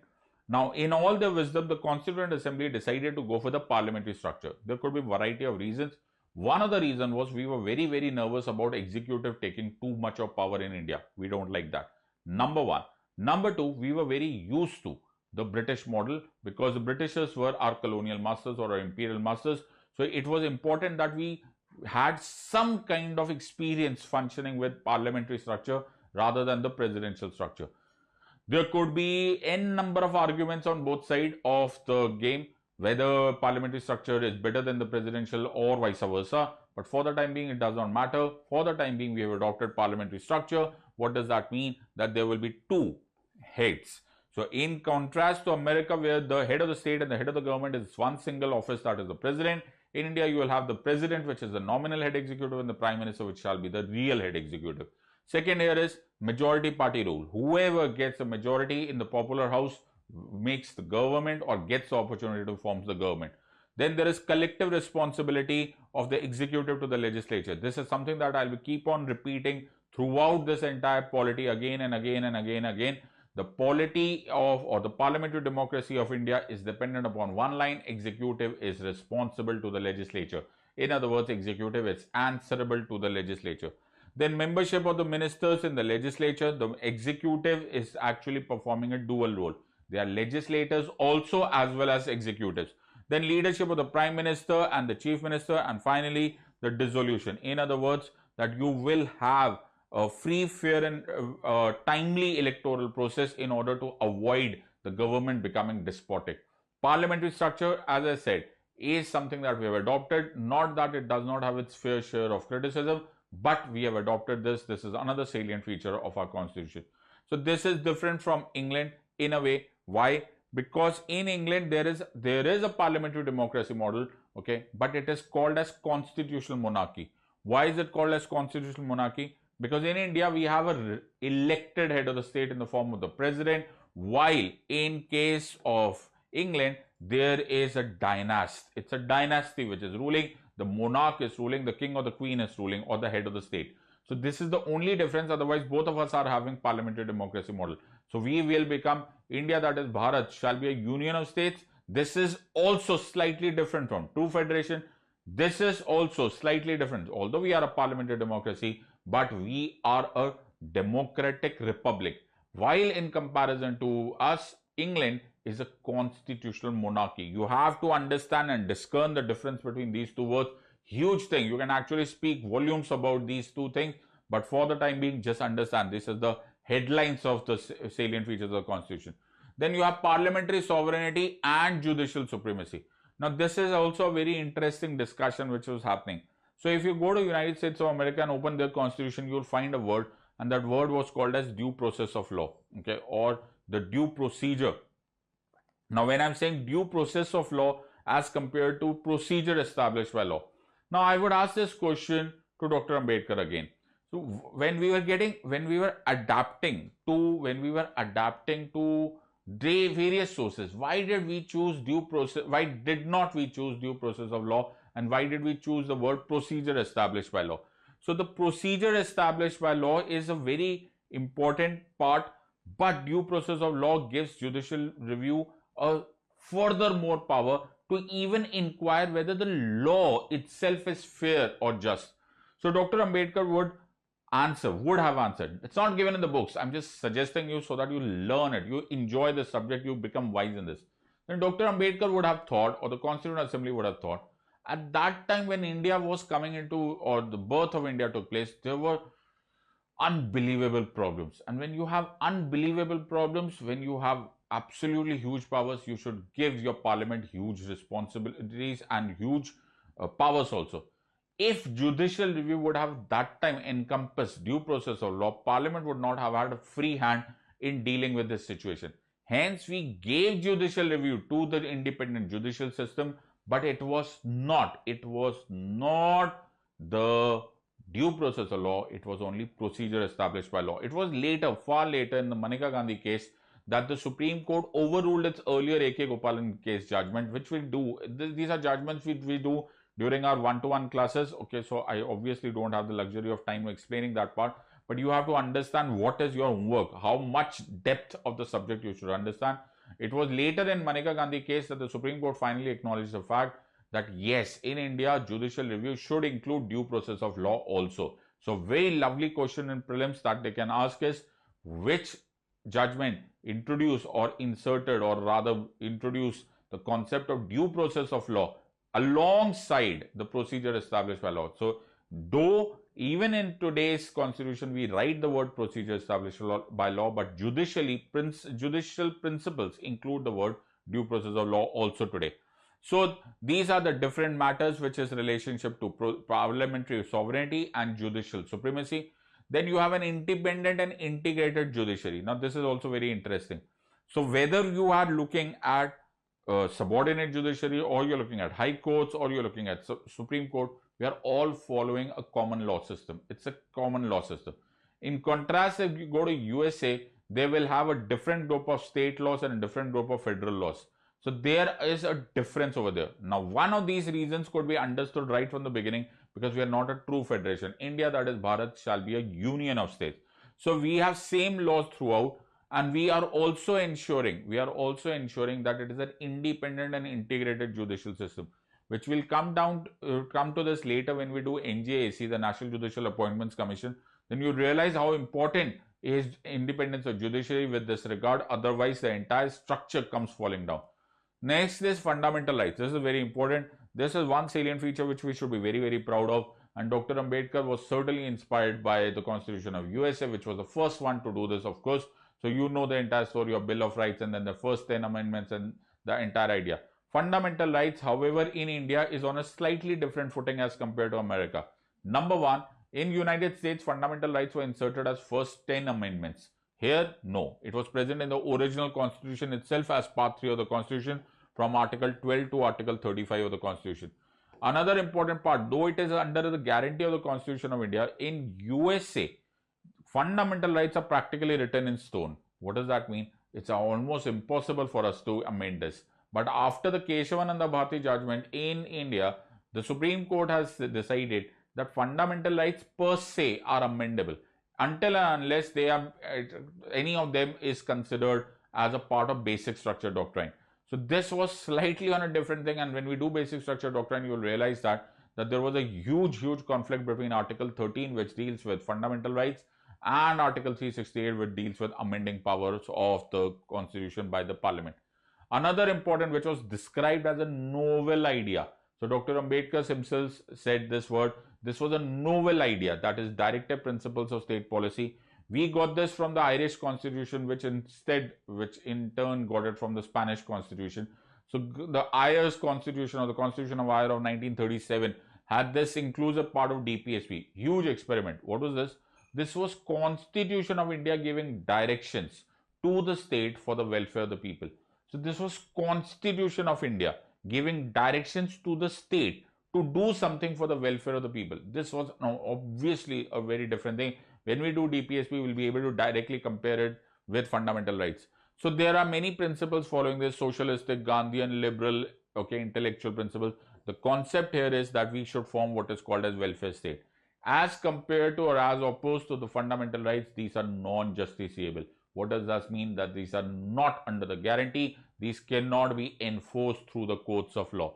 So a very important question which will come later is in the Champakam Dorai Rajan case, when we notice that there should be a balance between fundamental rights and DPSPs. So this should be later. And then this huge thing which came in 1976, the fundamental duties concept. This was also a very strange thing, that Madam Indira Gandhi's government inserted Part 4A of the Constitution dealing with Article 51A. The original Article 51A had 10 fundamental duties. After the 86th Amendment 2002, now you have 11 fundamental duties. Now this was another very salient feature. Why? Because no Western democracy has the concept of fundamental duties. So no Western democracy. This was primarily a communist, socialist kind of a structure which India adopted. So Yugoslavia's Constitution Article 32 used to have fundamental duties. We took it and we have adopted it. Thankfully, non-justiciable. But certainly a very interesting insertion in our Constitution is fundamental duties. Another word that was added in 42nd Amendment 1976 was the word secular. Now this itself can be understood in a host of different ways. But what does secular in India mean? In India, it is not the Western definition. Western definition here is that the state and the religion must be absolutely divorced from one another. One should have nothing to do with another, and vice versa. India's concept of secularism is in fact based on Gandhian principles of Sarva Dharma Sambhav. India's belief in secularism is so high that we have kept it as a part of our fundamental rights also, between Article 25, 26, 27 and 28. Another important and a very important thing was universal adult franchise. Why would you think that it is so important that we discuss? During the entire British Raj, not once did the Britishers give us universal adult suffrage. They always gave it, at the max they gave us limited franchise. It was Dr. Ambedkar's great faith in the wisdom of humans, Indians as a collective human beings, that he said that universal adult franchise is a sign of, or is an indication of, the self-esteem that Indians have lost during colonialism. This will ensure that that self-esteem comes back, and that is why universal adult franchise is such an important part. As I said, it is a bold step. It is equality, it is respect, it is everything to do with us as a collective nation. We should have the intelligence, we should have the guts to understand that universal adult suffrage is not only a right, it is a responsibility. So make sure that this should be understood. Now I hope you know universal adult suffrage. The age has been from 21, it has been reduced to 18. So this was an important step, and this will be later added on when we do the entire process of elections, when we do Article 324 to 329. That is important part. Another interesting part, this will again be can be connected to the first line. India, that is Bharat, shall be a union of states, not a true federation. Okay. So we wanted to ensure fraternity. Fraternity is a feeling. How do you get this fraternity? You get a fraternity because of some other mechanism. One of the mechanism is single citizenship. Unlike in USA, where you have a different citizenship or the state level and different citizenship of American. So you can be a citizen of America as well as a citizen of Texas. Here, regardless of you're from Kerala or from Kashmir, from Assam or from Gujarat, you're all citizens of India. This is another important part, that our government will also require certain autonomous, semi-autonomous, autonomous constitutional statutory bodies to help in functioning. Important, very important, Article 148 to 151, CAG, Comptroller Auditor General of India. Then UPSC, SPSCs and the Election Commission of India. So Article 315 to 323, which deals with UPSC and the Election Commission of India, etc. from Article 324 to 329. You notice all of these. These are some things that are absolutely required for a proper functioning government. You are having somebody to keep an eye on you also. Democracy, my friends, in India especially, we believe in what is called as doctrine of checks and balances. This was 2019 mains question. And then this dangerous one. The part 18, that is of the constitution, that deals with emergency provisions. Something that we were very, very scared of after the experiment or after the tragedy that had happened in Germany when Hitler had misused emergency provisions. But we took this emergency provisions. Most of these emergency provisions were already present in Government of India Act 1935. But Part 18 deals with three types of emergencies. One is national emergency. Number 2 is President's Rule. Number 3 is financial emergency. Don't forget all of these. You should remember 352, 356 and 360. We'll go into details of it like never before when we go to the chapters related to this part. Another important part is our experiment. So Article 40, Gandhian principles of the DPSP said that the state must take steps in order to give more and more powers or organize panchayats and give them powers to so that they can function as units of local government. In other words, we wanted to create a third level of the government, and that we were successfully be able to do by the 73rd and the 74th Constitutional Amendment Act 1992. So this was a huge day. So you must have recently noticed 24th April 1993. So 24th April 1993 was when the Panchayati Raj institutions of the 73rd Amendment came into force. So this is another important part, and this was later on again our belief in the structure that as far as possible you should have participatory democracy and inclusive development. So Part 9B, okay, was inserted, Article 43B, Article 19, which gives the sanction to the cooperative societies. This is again our experiment or other salient features of our constitution, which ensures participatory democracy. There are variety of places and there are variety of ways in which the constitution is criticized, and in a democratic country criticism is most welcome. But what are the grounds on which the criticism have been happened? Number one, that it is a borrowed constitution, which I've already refuted. Says yes, even if it is borrowed, it is good that we borrow good things. Okay, so in fact, in the words of Dr. Ambedkar himself, he has ransacked the constitution. What more can you say? Then some people would say that it is Government of India Act 1935 copy paste, because 80% of the constitution is Government of India Act 1935. As I said, again, nothing wrong about it. A functional constitution which is working, which was doing a good job, there's nothing wrong about it. Some said it is un-Indian or un-Gandhian, which I'm certainly sure is not true, because if you remember even this video, there must be a couple of things that we've already spoken about, things like participatory democracy, things like inclusiveness, things like Panchayati Raj government. These are all Gandhian principles. Of course, we had to adapt as a breathing document for Gandhian principles as well as liberal and intellectual principles, and we mixed it up. So yes, criticism is okay. Another group was it is elephantine size, since it was the lengthiest written constitution. I've already explained you what was the reason of this elephantine constitution. Could be people who say that this is less or more, but yes, that's a fact of it. And finally, some say that there are so many loopholes in this constitution that it is a lawyer's paradise. See, lawyers usually are criticized as having so-called taking out the lacunas of a constitution and utilizing it to win cases. In some words, yes, fine, but then there is no constitution and there is no law in this world which cannot be utilized by a good lawyer. And the only thing is that it was based upon constitutional morality. Dr. Ambedkar was a great fan of constitutional morality. This was the most important part. The grotesque principle of constitutional morality is to be understood. Why would this be so important? Constitution is a force. Constitution is a command. Now constitution has to be utilized. For what? For the welfare of the people. That is up to you and me and for everyone else. Whether it is the government, whether it is the citizens, whether it is the lawyers, whether it is the judiciary. So constitution morality. Today's topic, preamble of the constitution. A very simple question comes to you. Where have we adopted the constitution's preamble from? So the first country which ever wrote a written constitution was United States. And the first country which actually started its constitution with the preamble was also United States. So obviously it is the United States of America that is our inspiration of writing the constitution. And what is interesting is even our constitution starts with the word we the people, and the American constitution also starts with the word we the people. So in a way, United States of America is the important source and it's a motivation behind the constitution's preamble. Now there could be a variety of ways in which preamble is described. Some of them are downright wrong. Some of them are right, some of them are partially right. We can go all and all about it, but of course, in the limited period of time, I'll try and explain it to you. Okay, otherwise, please, as I said, you're most welcome to join us on our one-to-one classes. Now, some say this is a summary of the Constitution. Some say the preamble is an essence of the Constitution.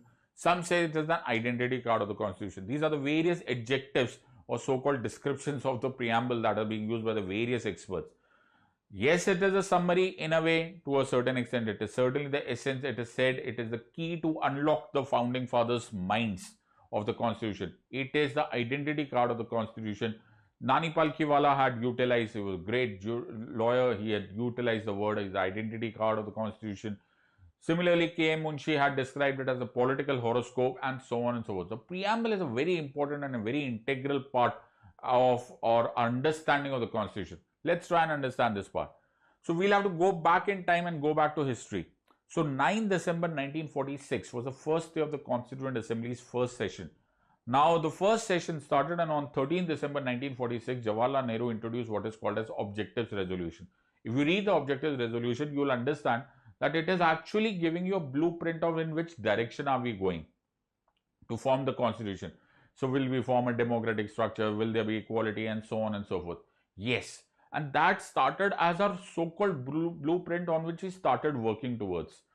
Now, 22nd January 1947, this was unanimously adopted and we started building it up. Make no mistake about it.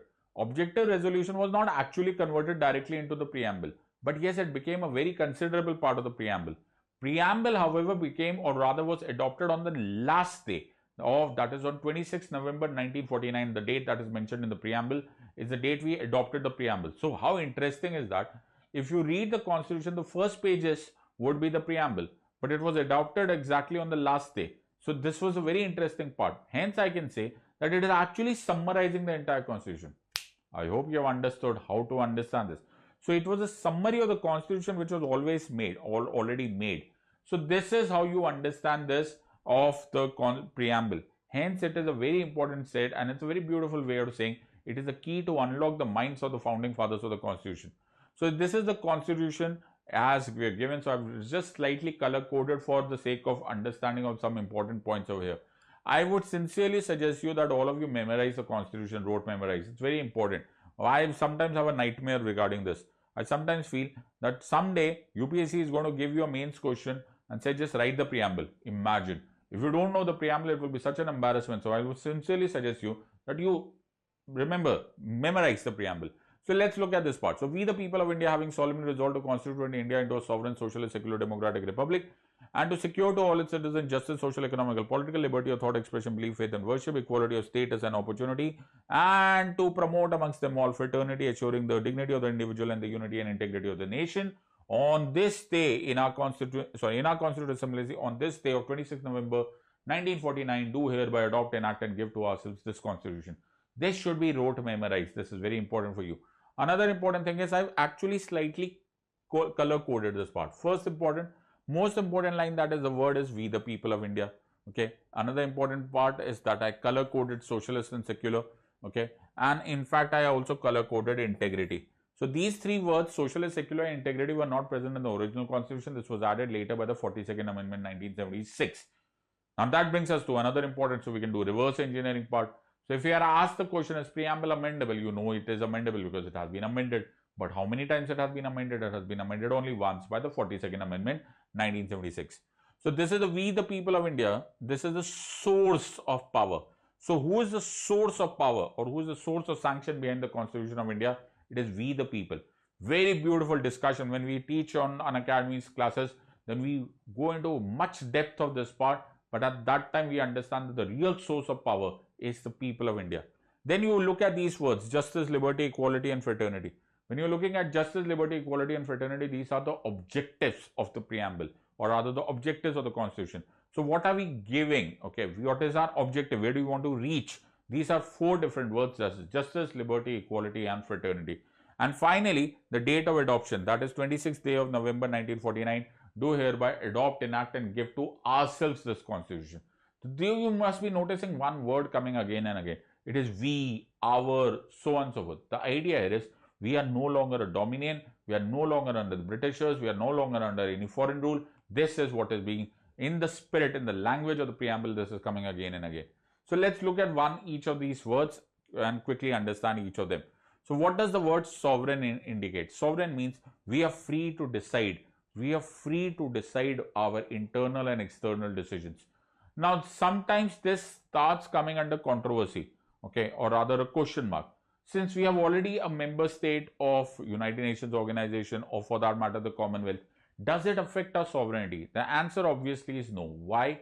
Because none of these decisions which the United Nations takes for us, or any of the recommendations that the Commonwealth or the United Nations are giving to us, these are not binding. We are doing it only and only if we think or we should be doing it. We are a sovereign state. We are a sovereign country. We will decide by ourselves. In India, with this addition or joining of any organization, whether it is United Nations, Commonwealth, BRICS, etc., it does not hamper or does not decrease our spirit of sovereignty. The second word is socialist. As I told you, socialist word was not originally added in the Indian Constitution. There is a reason. The reason was Dr. Ambedkar did not want, or rather the founding fathers did not want you to confuse the word socialist as used by India with the word socialist as used by Marxist socialist. So we did not want this confusion to occur, and that is why, to create or to describe our own brand, which was nothing else but democratic socialization. Instead of Marxist socialism, we were planning on what is called as democratic socialism. Now, what is this democratic socialism? Democratic socialism is 80% of Gandhian socialism and only some fraction of Marxist socialism. So we were believing on equality of status and opportunity, instead of the state controlling all resources and distributing them equally.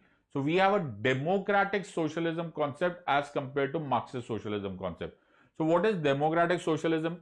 It aims to end poverty, ignorance, disease and inequality of opportunity. And you will later see in the preamble itself the word that is used is equality of status and opportunity.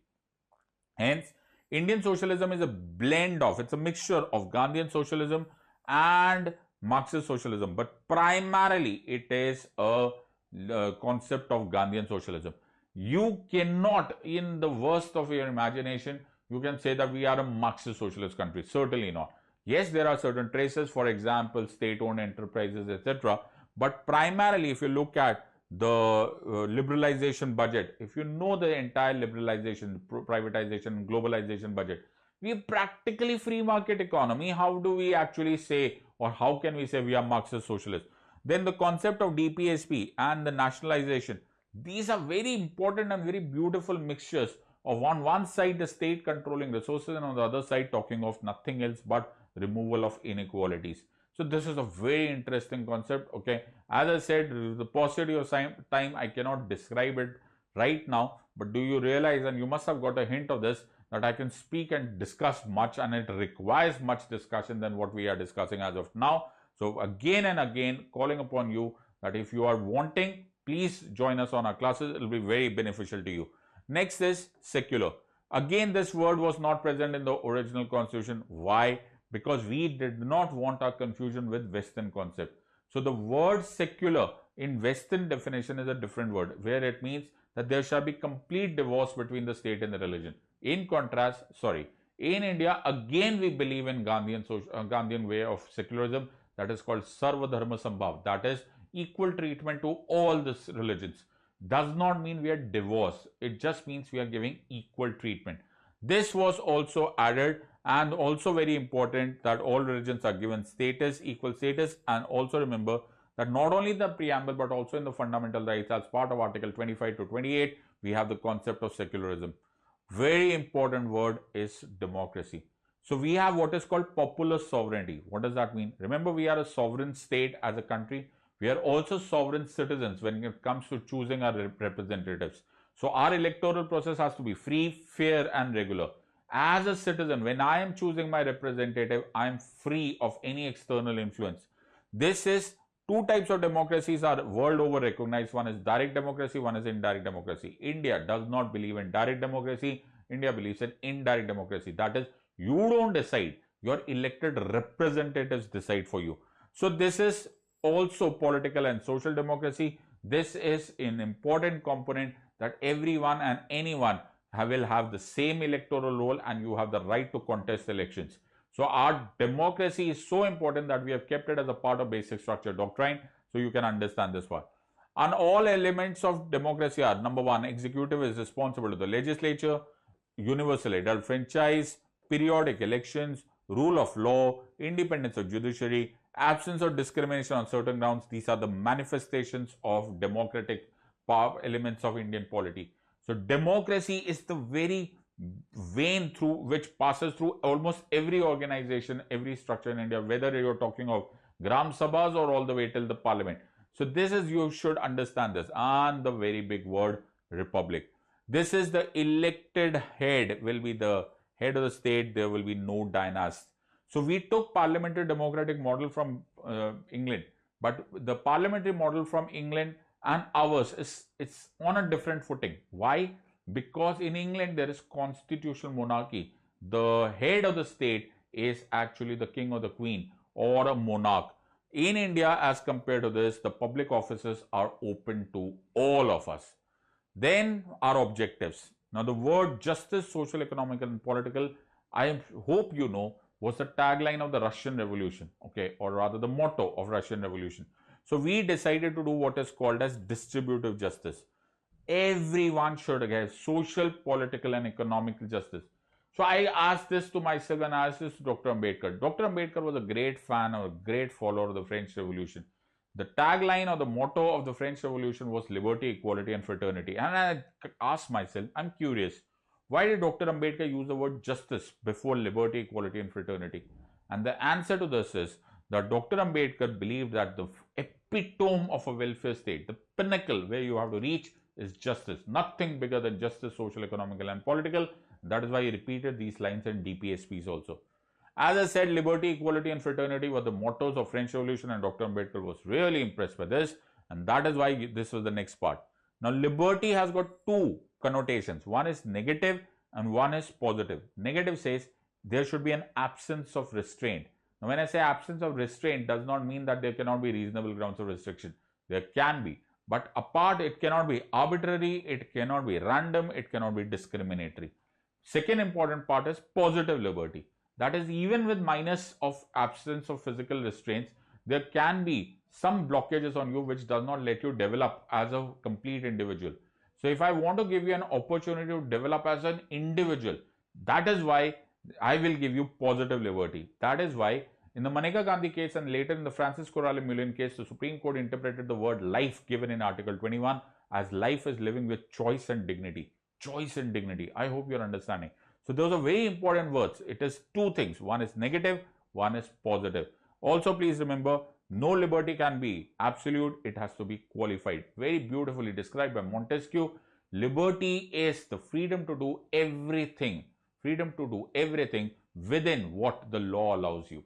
Awesome description. If you understand this, you can discuss for a lifetime. Next is equality. We are talking of all types of equality. Whether it is political equality under Article 325 to 326, which deals with voting and the electoral powers, economic equality under Article 39, which deals with all the DPSPs, then civic equality under Article 14, 15, 16, 17 and 18, no discrimination. You talk of any kind of equality, India's equality concept is based on preamble, it is based on DPSP, it is based on fundamental rights everywhere you notice. Next important is, we have to be very, very careful of this word. India is not a true federation. India that is Bharat shall be a union of states, says Article 1. Now, what does that mean? That I still have to have a spirit of fraternity, despite the fact that we are not a true federation. Also, there are so many numbers of race and so many numbers of religions and so on and so forth. There has to be that spirit of fraternity. How do you ensure that? So, how do you ensure a sense of brotherhood? For example, things like fundamental duties applicable to all the citizens. Single citizenship applicable to all citizens. We are all Indians. We are not citizens of Punjab and we are not citizens of Kerala. We are not citizens of Assam. We are citizens of India as a whole. This is our fraternity. So what is the importance of preamble? First of all, whatever I've just spoken in the last few minutes itself, you'll understand this is philosophical. What was the underlying wisdom? What was the thought process? So political, moral and religious philosophy is getting independent or rather indicated in the preamble. This is the political horoscope or the keynote of the Constitution of India. This is very beautifully explained. So, these were great legal philosophers and great giants, wise men. The way they utilize this can also be asked a question. So, you can describe these words as what are the parts of this. Now, there was a case called as Berubari case of 1960 in which the Supreme Court, erroneously probably because it has been overruled later, okay, the constitutional bench decided that the preamble is not a part of the Constitution of India. So you have to read the Constitution of India as a separate structure and preamble as a separate structure. This is going to be requiring a huge detailed discussion. Please pardon me, I cannot do it on a YouTube video, okay, but this is very, very important. But later on in 1973 Kesavananda Bharati case, okay, this Berubari case was overruled and now it has been understood that the preamble is an integral part of the Constitution of India. So you should remember this as a huge question. Berubari case had decided that in the same Supreme Court in Berubari case, constitutional bench had decided that that preamble is not a part, but the Kesavananda Bharati case decided that it is a part. Is it amendable? I don't think I need to prove it. Okay, the proof is in the pudding itself. Okay, so we have seen this. 42nd Amendment 1976, Madam Indira Gandhi had amended it. It has been amended. Also remember that it has been amended only once, and also remember that there are three words: socialist, secular and integrity. Many of the students miss the word integrity. Don't miss this word. There were three words that were added. However, these are non-justiciable. That is, they cannot be enforceable through the courts. It is not a source of power, neither it is a source of limitation. So preamble is a political philosophy. Okay, it is neither the source of power, it is not the source of limitation. It is only when you get confused, when you are not able to be, when you are not sure of whether you are understanding the Constitution or not. In other words, when you are in doubt, then you look at the preamble. Till that time, it is neither a source of power nor a source of limitation. Another important part, the date mentioned in the preamble was 26 November 1949. That was the date, that was the last reading of the preamble took place. Does not mean that the entire Constitution got enforced. The enforcement of the Constitution happened on 26 January 1950 to coincide with the Purna Swaraj Declaration that had happened on 26 January 1930. So we may wanted to make a political association with the enforcement of the Constitution. The date mentioned is 26 November 1949, on which only a few articles went into force. Rest or the majority of the articles of the Constitution came into force only on 26 January 1950. So my friends, in this limited period of time, I think I've been able to summarize it. All right. I hope you are understanding and you're wise enough to understand. Let's look at today's topic. So our topic today is the union and its territory. Now when I say union and its territory, we'll have to refer to Article 1 to Article 4. That is part 1 of the Constitution. Article 1 of the Constitution says a beautiful line, and that says, India, that is Bharat, shall be a union of states. Now, when we study at school level, we are always given the example or use the word called as federation. We're always given a word called as federation. So federation is what? Federation is also in a way states coming together to form a large union. And this is also India, that is Bharat shall be a union of states. Now, is India a true federation? So I asked this question to Dr. Ambedkar himself. So Dr. Ambedkar was asked the question that is India a federation? Then Dr. Ambedkar would say, you have to understand that India is not a true federation. India is a union of states. So what does that mean? What does it mean? We'll come to on the last part of this, because you will understand this. But what is federation? First I'll explain you, and then you will understand, and you'll answer the same question to me again, but at the end of this video, when you will be able to tell me what is the difference between federation and the structure that India is. So India is not a true federation. So first let's look at as what a federation is. Federation is an indestructible union of indestructible states. What am I saying? It is an indestructible union of indestructible states. In other words, neither the union coming together is going to be destroyed, nor the states which are forming this union is going to be destroyed. Classical example, United States of America. The United States of America is an indestructible union, and it is made up of indestructible states. So neither can you do something about Texas, which is a state, or nor can you do anything about the United States of America. Look at the difference, appreciate the grammar here. India is a union of states. America is the United States of America. Huge difference can also be implied from this word. So you have to understand that America, United States of America, is a true federation. As contrast to this, India, that is Bharat, shall be a union of states. Now what does that mean? It means that all the territories which may comprise of the states, the union territories, or any other area that is acquired by India subsequently will become a part of the Union of India. Now my question comes, so where is this areas written? Where are these territories written? Where are the states mentioned? Where are the union territories mentioned? It is all mentioned in a part of the Constitution called as the first schedule. So you look at the first schedule, which is the last part. Go to the schedules part of the Constitution. Go to the last part, refer to of Schedule 1, and you'll see all the names of the union territories, all the states, etc. And subsequently, sir, if we acquire some area, no problem. That word also be mentioned in the first schedule. So Article 1 is to be read with first schedule. It is always better to read it, because India, that is Bharat, shall be a union of states. But what other territories? It will also include other territories which could be later on acquired by India. Now look at Article 2. The word has to be very carefully understood. The Parliament may by law admit new states into the Union of India or establish new states on terms and conditions it deems fit. Now please pay attention to this very, very carefully. When I am talking to Article 2 or when I am talking of Article 2, I am talking of any new area which is included in India. I hope you are understanding. It is to be understood beyond the borders of India. So you have any other area, or you are seceding some area, or occupying some area, conquest, subjugation, anything which is beyond India, not the original so-called India, and you acquire a new area, then which article comes into force? That article is Article 2. So Article 2 is also related to my union and its territories. But Article 3 is on a different footing. So you have to make out the difference. You have to discern that difference. That's huge.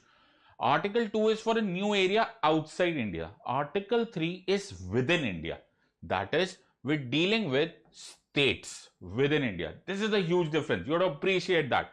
Nobody explains it. Nobody understands polity the way it should be understood. They just memorize. Article 1 is a broad definition of India, that is Bharat shall be a union of states. Article 2 is you acquire a new area, secede, subjugation, anything, occupy, take over some territory. That's Article 2. Article 3 is within the states of India. If you have any kind of, number 1, formation of a new state. Number 2, increase the area of a new state, decrease the area of the new state, or decrease the area of a state, or alter the boundary of a state, or alter the name of any state. So Article 3 is on a different footing. It's not Article 2. Article 3 is the change of the states or change the name. You want to combine two states, make one. You can break one state into two states. You know so many examples. Andhra Pradesh, Telangana, Maharashtra, Gujarat, Punjab, Haryana. Okay. You can bifurcate, trifurcate, alter the state, divide the state. You can do anything. Who can do this? Parliament. Very good. This is what? Article 3. What is Article 2? Again, Parliament. So what are we noticing? We are noticing that the Parliament has got a huge role to play in determining the structure of India. Whether you are going to include new states, whether you want to alter new states or alter the states, boundary, decrease the name, decrease the boundary, increase the boundary, form new states, alter the name, everything is under the Parliament. That's very interesting, but very important.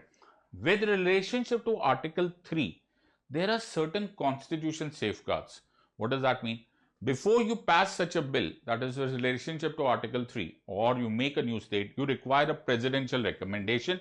And the presidential recommendation is also, in a way, to a certain extent, dependent upon a reference made to the relevant state legislature.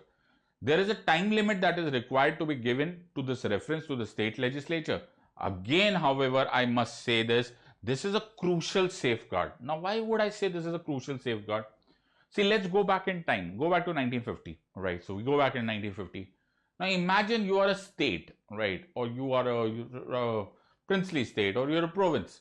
Now, do you realize that India, that is Bharat, shall be a union of states? I agree to this. So what's the point? Now, Dr. Ambedkar and the founding fathers of the constitution had to give you some kind of safeguard. Something to safeguard your identity. Otherwise, the parliament or the union will become too dominant. You have to agree on this part. That is why, whom do we trust or whom do we give this huge responsibility? This is responsibility is number one to the office of the president, and number two, the constitution safeguards that is present in the constitution itself. Otherwise, the union will become too dominant, and then the entire concept of federation comes crashing down. We not a true federation, agreed, absolutely. But certainly you cannot forget a fact that India, that is Bharat, shall be a union of states. That means there is a division of power between union and the states. So there has to be certain safeguards. Otherwise, the parliament will become too dominating. These safeguards are number one in the office of the president, and number two, the constitutional safeguards which require that the state must have some say in this part. In contrast to this, it is unlike that in USA. Why? Because in USA, as I said, it is a true federation. The states are pretty much sovereign in their decisions. So these are two entirely different things that you have to pay attention to this. Obviously, it is beyond the scope of a YouTube video to explain me or explain you in this much detail, but you have to follow this part, that there is a difference between true federation of USA and the word union of states. Now comes a very famous case called as the Berubari Union case. Okay, so what was Berubari Union case all about? So Berubari, just to give you a very quick brief up on this, of course, as I said, it's very difficult to do on YouTube video, and that is why I keep on recommending that if possible and if there's not too much of trouble, please join us on Unacademy Subscription. I'll be able to help you out in a far better way. Either ways, Berubari was an area in the New Jalpaiguri region of Bengal. Now, by a mistake, by an error in the functioning of the Boundary Commission, this kind of remained with India when it should have gone to East Pakistan.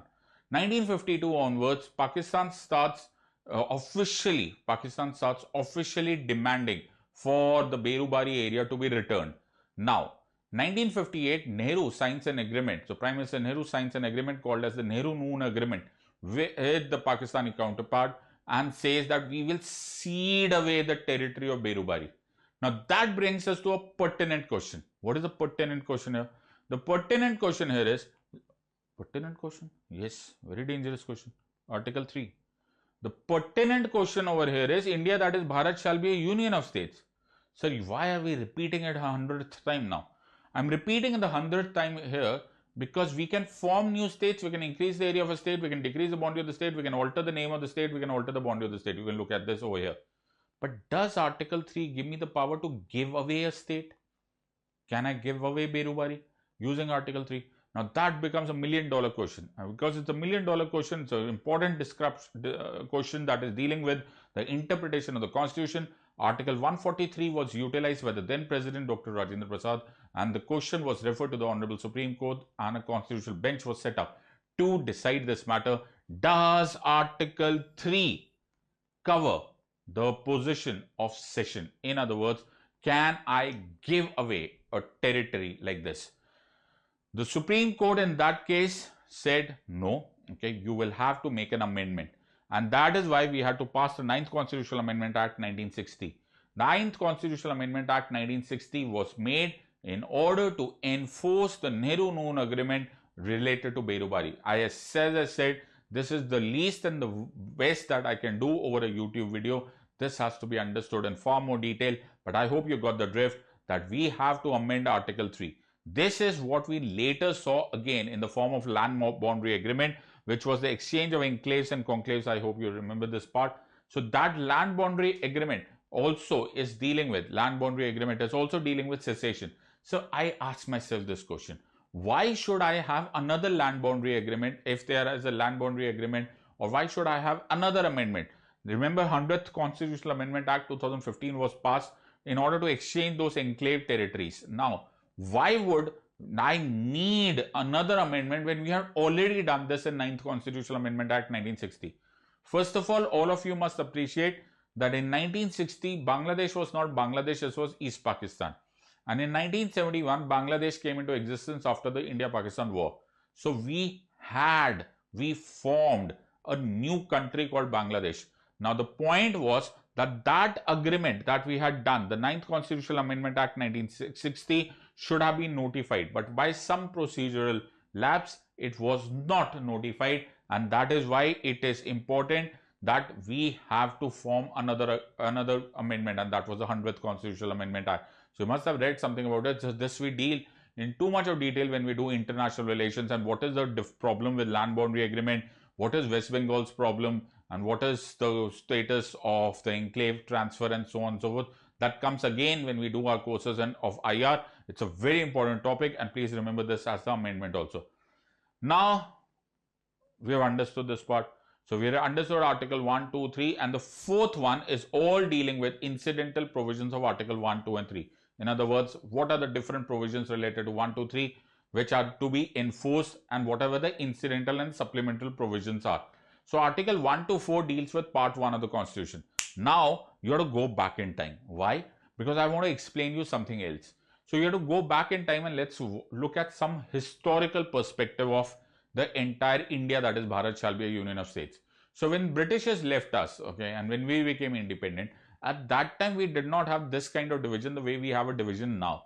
And instead we had some other division. Instead, at that time, all the states or all the territories in India were divided into 4 different types of states. One was called as Part A states, which were the 9 governor ruled states or territories. Part B were 9 princely states with a legislature. Part C were 10 chief commissioner ruled areas, and Part D only included Andaman and Nicobar.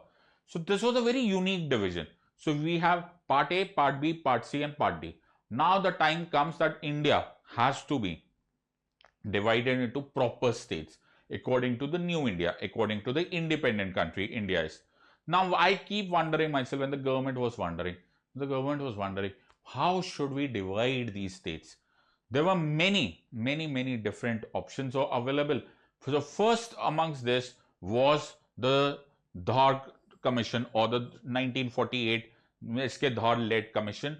This commission was asked, can we, this is just a question, can we have language as a basis of division of India states? Now, the Dhar Commission in 1948 said no, nothing doing. You cannot have language. We don't approve of this part. Instead, you must be looking at development potential. You must be looking at administrative conditions. You must be looking at financial viability. You must be looking at geographical contiguity. So these were the 4 different ways on which the Dhar Commission said, let's divide India. When Dhar Commission report came, most of Indians were not very happy about it. So another committee was formed that was called as the JVP committee, which is an acronym, or which is a short form for Jawaharlal Nehru, Vallabhbhai Patel, and Puthhavi Sitaramaiah. Now, this committee also also refused to have language as a basis. So linguistic basis of division was in the early days of India's union not acceptable. But then something happened. So Andhra Pradesh, okay, because of a huge protest, especially led by Potabi Sriramalu, okay, was so-called successful. That's a word, that's the best I can say.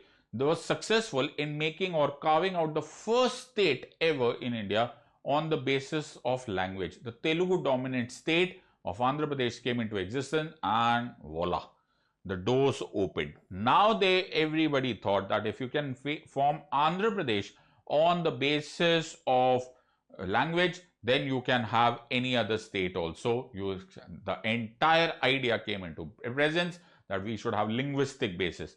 So Fazal Ali Commission was formed, and Fazal Ali Commission report said that let's have language as a basis, and we had to pass what is called as the State Reorganization Act of 1956, and we passed the 7th Constitutional Amendment Act of 1956. 7th Constitutional Amendment Act 1956 abolished the earlier division of Part A, Part B, Part C and Part D states. I hope you recall. And the State Reorganization Act 1956 divided India into 2 units. One unit which will be called as states, and the other units which will be controlled by the union, and that will be called as union territories. So apart from the Part A, Part B, Part C and Part D division, we now had no Part A, Part B, Part C, Part D, just 2 divisions. One was state and one was union territories. This has to go on and on and on. You have to read about this in far more detail, but for the time being, this is how we had what is called state reorganization. So entire thing was arranged. Now you have state and you have union territories. No distinction between Part A and Part B. Part C was abolished. Now actually the entire concept was dependent only on states and union territories. So what have we done? We have noticed a very important thing. India is a union of states, but India is not a true federation. Why? Because the parliament has got an upper hand on the functioning of the government, or sorry, the structure, and the states are not actually sovereign to decide everything. This is described in India as a quasi-federal state. So Vere gave a very beautiful word for this. India is a quasi-federal state with a unitary tilt. We have seen that the parliament can redraw the map. This is uniquely different and completely distinct from what is happening in the United States of America. So what are we? We are an indestructible union. So would you think America is also an indestructible union? Yes, but America is indestructible states also. In contrast to this, India is destructible states. India is having a common thread. The common thread is the spirit of federalism. Federalism is not by an agreement here. So we are not formed a federation by an agreement like that of United States of America, but by a spirit, by belief of federalism. So much so that federalism is now accepted as a basic structure doctrine of the Constitution of India, and that is why you cannot touch this. You cannot go wrong against this part. Federalism is the very basic structure of the Constitution. This is how you have understood from our part of union and its territory. Hundreds and thousands of questions can be made out of this part. I would actually sincerely ask you to either do this in. Now what are we today doing? We are doing the topic of citizenship. Fine. Now why is this very different from rest of the polity? See, whenever I am teaching polity, and all those aspirants who I have taught, okay, would recall that I always connect polity to the Constitution, always connect polity to constitutional principles and so on and so forth. But with regards to citizenship, I'll have to slightly take a back foot. Why? Because surprisingly, our Constitution with regards to citizenship plays a very limited role. Now, why would you say it's a limited role? Limited role because Part 2 of the Constitution, which starts from Article 5 to Article 11. Article 5 to Article 11 of the Constitution is only limited to the issue of citizenship at the commencement of the Constitution. I'm repeating this line. So Part 2 of the Constitution, which starts from Article 5 to Article 11 of the Constitution, is only limited to issue of citizenship at the commencement of the Constitution. Now what does that mean? That means all the matters which are related to citizenship till 26 January 1950, till 26 January 1950 are spoken about in the Constitution.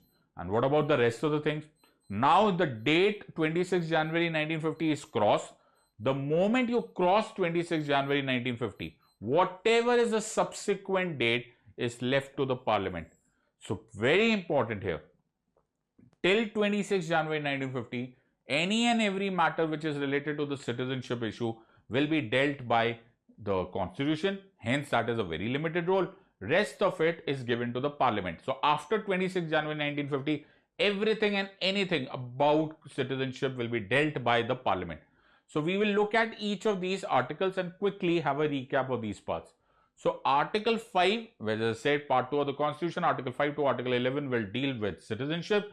Now look at the first one. So Article 5 deals with citizenship at domicile, on the basis of domicile. Now please understand the word is domicile.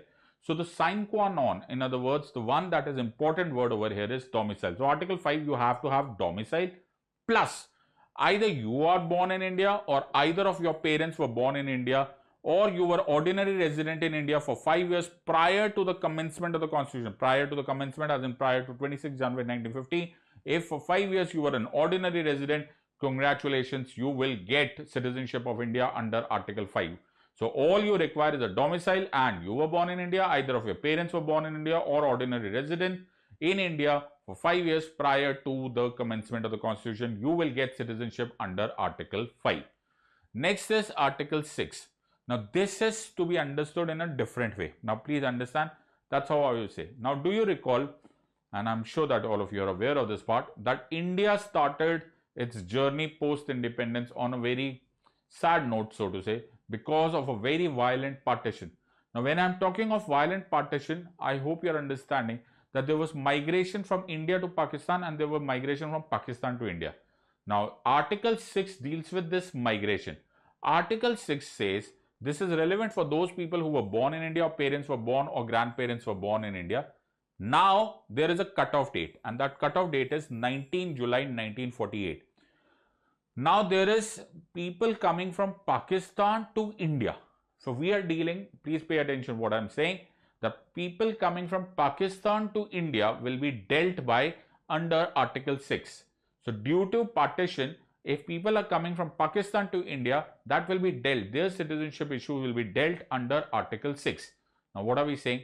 Those people who came from Pakistan to India, those people who came from Pakistan to India before 19 July 1948, I'm saying before 19 July 1948, no problem. You will be given automatic citizenship. But if you came from Pakistan to India after 19 July 1948, it was a different ball game. What does that mean? If you came from Pakistan to India after 19 July 1948, then it was a requirement that you remain an ordinary resident in India for a period of at least 6 months, number one. Then you go to an authority which is duly appointed by the government.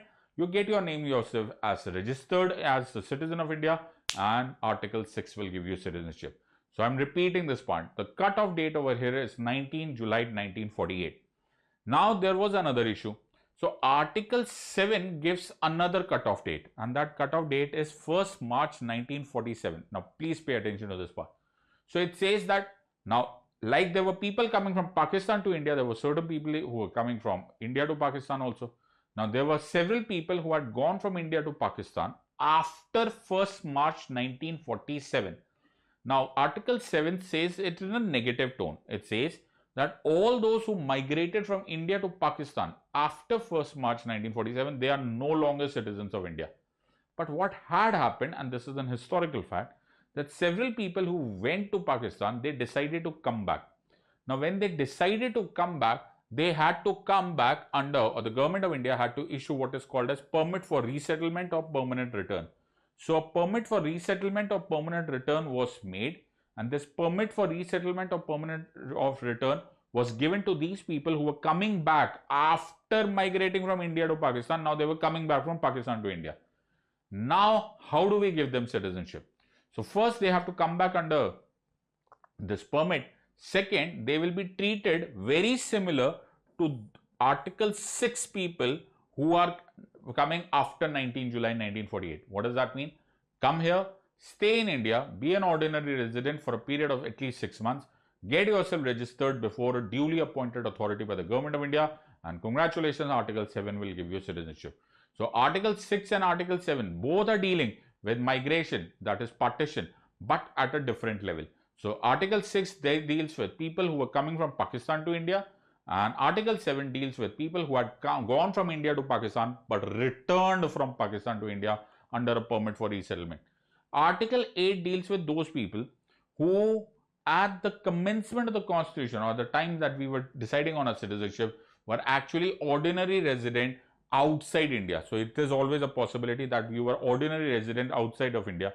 Now how do you get citizenship? No problem. If you are satisfied with the condition that you were born, your parents were born, or grandparents were born, no problem.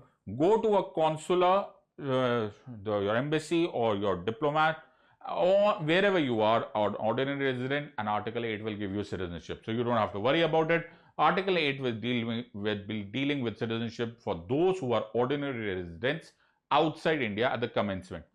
Article 9 says something that all of us have heard, but we don't know where it had come from. That is coming from Article 9. It says that you will not have dual citizenship. Simple as that.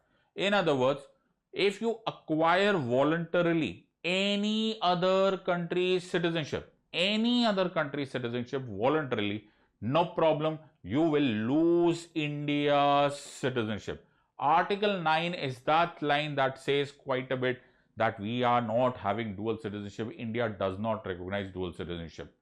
Article 10 speaks about a very important word. See, unlike, for example, a driving license, you have a driving license. So a driving license gives you the authority to drive a car, permission to drive a car on the road, but it has a time period. Citizenship has no time period. In other words, you don't have to renew it. Once a citizen, unless and until you lose a citizenship, you are deemed to be a citizen of India. That is Article 10. Article 11 is something that we were already spoken, but now we are understanding the same thing in terms of Constitution. I told you that the Constitution has a limited role to play in citizenship. Article 11 says that after 26 January 1950, after the commencement of the Constitution, Parliament, you have the power to determine acquisition, termination of citizenship. So everything that you want to decide after 26 January 1950, it's not written in the Constitution. The Parliament will have to do it. So how will you do it, sir? You will do it by passing what are called as Citizenship Acts. So Citizenship Act originally was passed in 1955, then it has been amended so many times, and I hope you now know very well that it's been amended in 2019 also. So Citizenship Act is something that is the way in which the Parliament, the Union Parliament, will decide every matter with relationship to citizenship. So how do you get citizenship under Citizenship Acts? Please don't make a mistake. Under Citizenship Acts, there are 5 main methods of how you get citizenship. The very famous and the simplest one is birth. Birth is if you're born in India. Simple as that. No problem. If you're born in India after 26 January 1950 but before 1st July 1987. After 26 January 1950 but before 1st July 1987, no problem. You don't have to break a sweat. No problem. If you're born irrespective of what your parents' citizenship is, we will give you citizenship under this category. If you were born on or after 1st July 1987, then either of your parents must be citizens of India. Either mother or father must be citizens of India. If you were born, so the third cutoff date is 3rd December 2004. If you were born on or after 3rd December 2004, then there is an important part. Either both the parents must be citizens of India, or one of them should be a citizen of India and the other one must not be an illegal migrant. You are understanding, or you must be appreciating what is happening. With changing times and the changing acts, we are noticing if there are new challenges coming to our citizenship or to the demography of the country, the Union Parliament is practically free to decide anything. So illegal migrants is a condition which must have come to the wisdom of or notice of the Parliament, and that is why they brought in this clause after 3rd December 2004. The second one is by descent. So these are for those people who are not born in India. So they were born outside India, but they have some familial relationship. So descent, okay, by blood. So this is again cutoff date after 26 January 1950, but before 10 December 1992. So the cutoff date here, the first date that we remember is 10 December 1992. At this stage, if you were born outside India, I'm repeating this part, if you were born outside India and at the time of your birth, your father must be a citizen of India, then you are capable to get, or you are applicable to get citizenship under this category. If you are born after 10 December 1992, then it is not father. Either parents can be citizens of India. At the time of your birth, either the mother or the father could be citizens of India. You will be getting citizenship under descent category. Third is after 3rd December 2004. So the cutoff date over here is 3rd December 2004. It says either of the parents can be citizens of India, but a thing was provided that within 1 year of your birth, you must get, wherever you are living, because you're born outside India, you must get your birth registered with the relevant embassy or the diplomat mission, so that now, but this time period, this 1 year, is not a very strict period in the sense that it is not written in stone. It is extendable, but this is a requirement. This is the third condition. So after 3rd December 2004, either of the parents can be citizens of India, plus you have to get your birth registered to that embassy's or that country's embassy of India. Third is by registration. If it is not by birth, if it is not by descent, then you can get another way of citizenship that is called as registration. So if you're not applicable, if you are not eligible for first and the second ones that we have studied, then the third one is by registration. This belongs to all person of Indian origin who are ordinary resident in any country or outside of the territories of undivided India. Please understand, before making an application, you should be a resident, an ordinary resident for at least a period of 7 years. Now, this ordinary residence has to be included on this part, okay? A person who is married to a citizen of India and is ordinary resident for 7 years before making an application for registration, or even the minor children, will be allowed. But there's an issue here. The issue here is it is completely on the discretion of the central government. So as I told you, it is the union government. It is the union government who has got practically unlimited powers on this part. So the point here is who is applicable? A person should be a person of Indian origin. Now I need a definition of what is a person of Indian origin. A person shall be deemed to be of Indian origin if he or his parents were born in undivided India or in any such territory which was acquired by India after 15th August 1947. So you have to be either you or your parents were born in undivided India or any such territory which was acquired by India after 15th August 1947. Now the fourth one is very famous. This is by naturalization. So there is a person who is a foreign citizen and he wants to acquire the citizenship of India. There is another method. This is called as naturalization. Now what does naturalization means? First of all, if there is a person who wants to become a naturalized citizen, he should belong to two very important conditions that he must follow. Number one, he should not be a citizen of one such country, any such country, that country does not allow Indian citizens to become their naturalized citizens. Then even you will not get naturalized citizenship of India. The second one is you should not be an illegal migrant. Another important part, since my Article 9 says very categorically about it, that there shall be no dual citizenship. In other words, I must ask the person who wants to become a naturalized citizen that do you want to renounce your previous citizenship? So he will have to renounce your previous citizenship. Otherwise, because we do not recognize dual citizenship, so he will have to first quit that citizenship and then become India's citizen. Another important part is there's a requirement of ordinary residence of 1 year immediately before making this application and 11 years staggered in the last 14 years. Another important part, he should be a person of good character. He should not be a fugitive. He should be he should have the kind of working experience. He should be able to speak or at least have working experience of any of the officially recognized languages. Otherwise, he would not be able to function in India. Also, he should have an intention to stay in India. So he should be intending. So in other words, he should take the oath that he will abide by the Constitution of India and he'll be loyal to India and so on and so forth.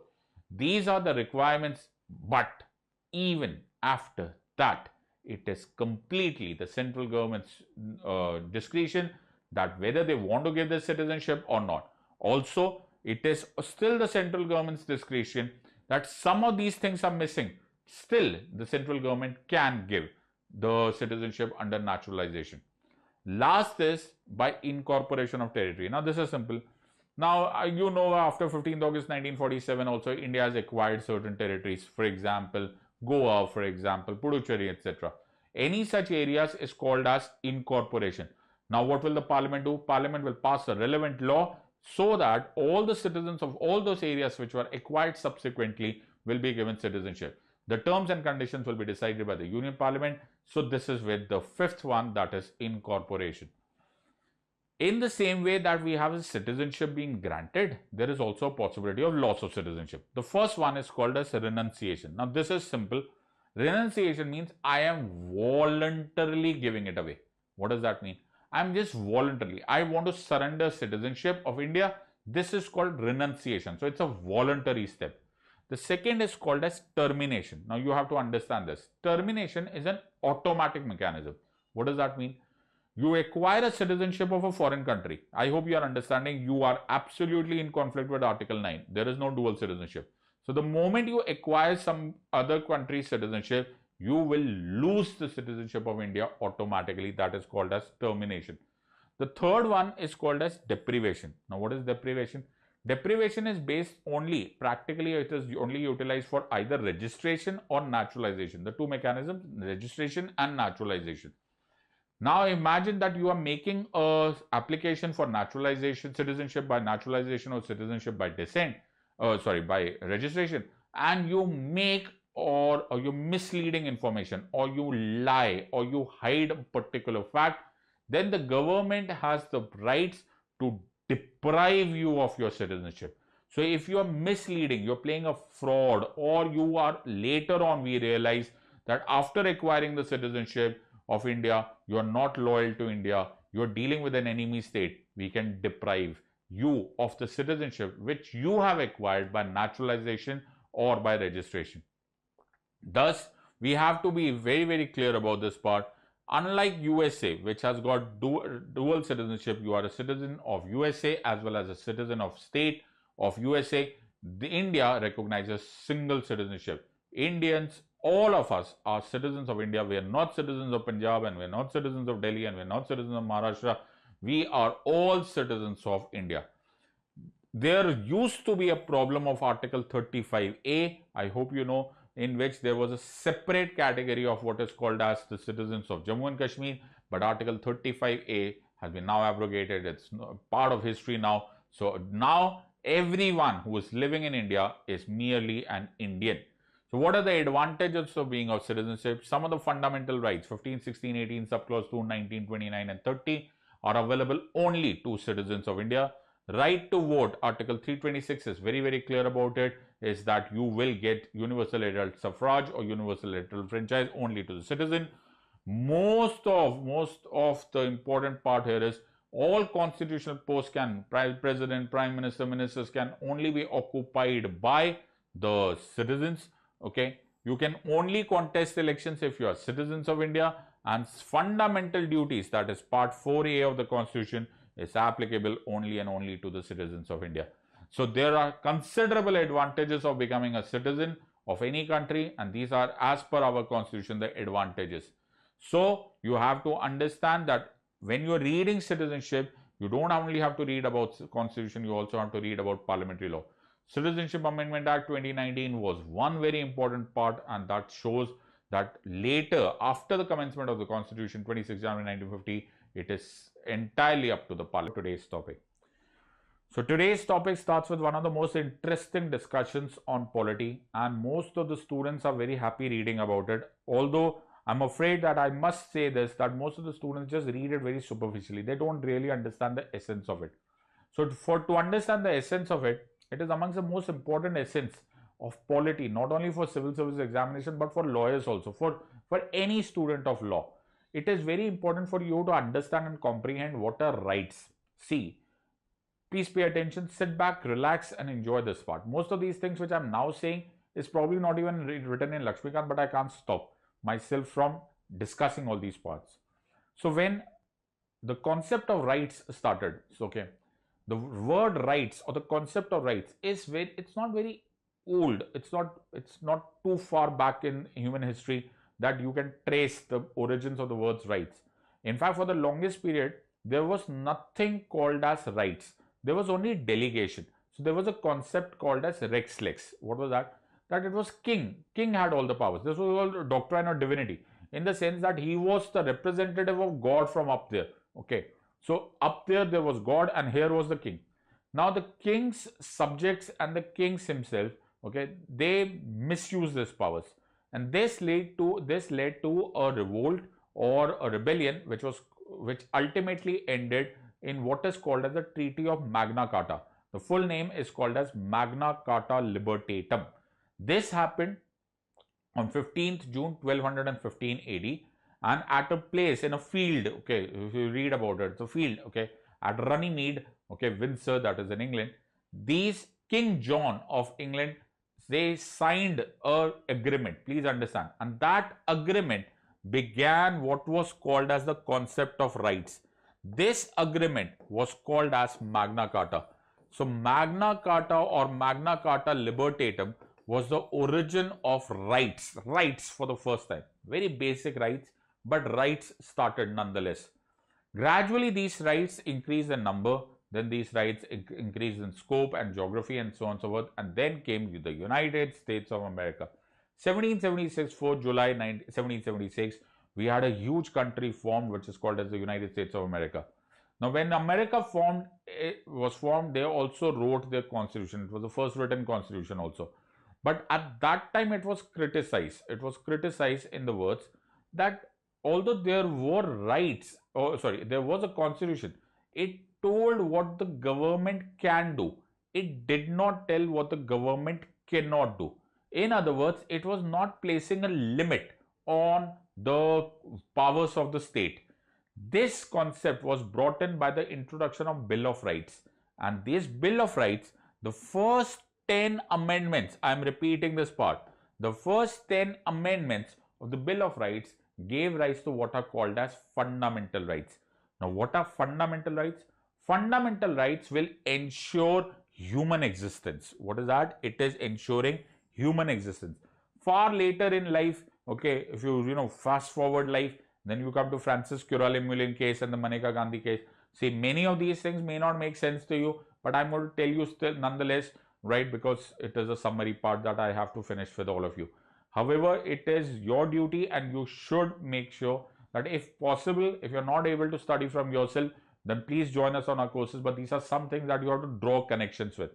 So in the Francis Curra-Lemuelin case and the Mahatma Gandhi case, far later, our Supreme Court also realized that Article 21, that is one of our fundamental rights, does not speak only about rights. It talks about life is living with choice and dignity.